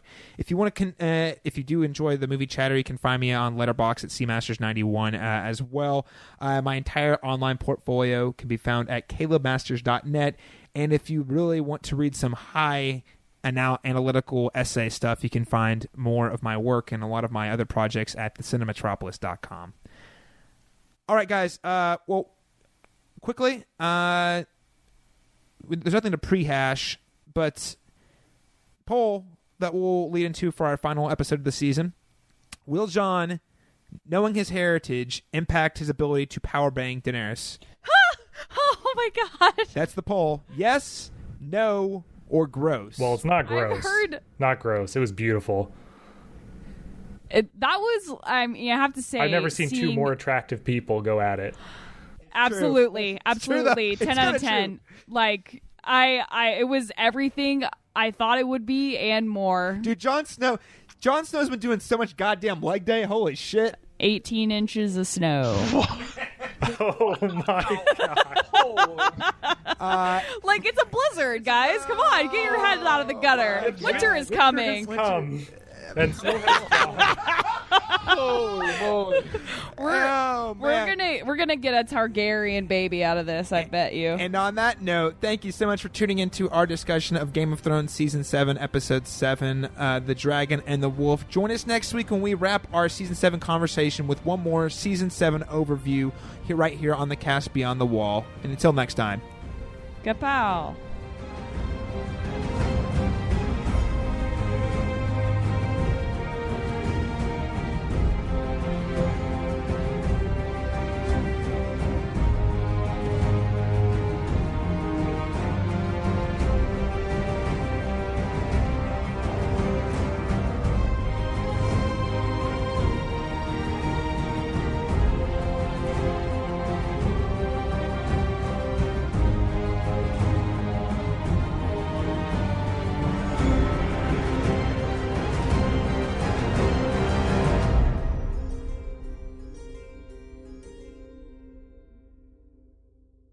Littlefinger still lives through Arya. It's okay. There's a little piece of him right on her face. Here's your little finger right here. That sounded a little... maybe we should cut that part.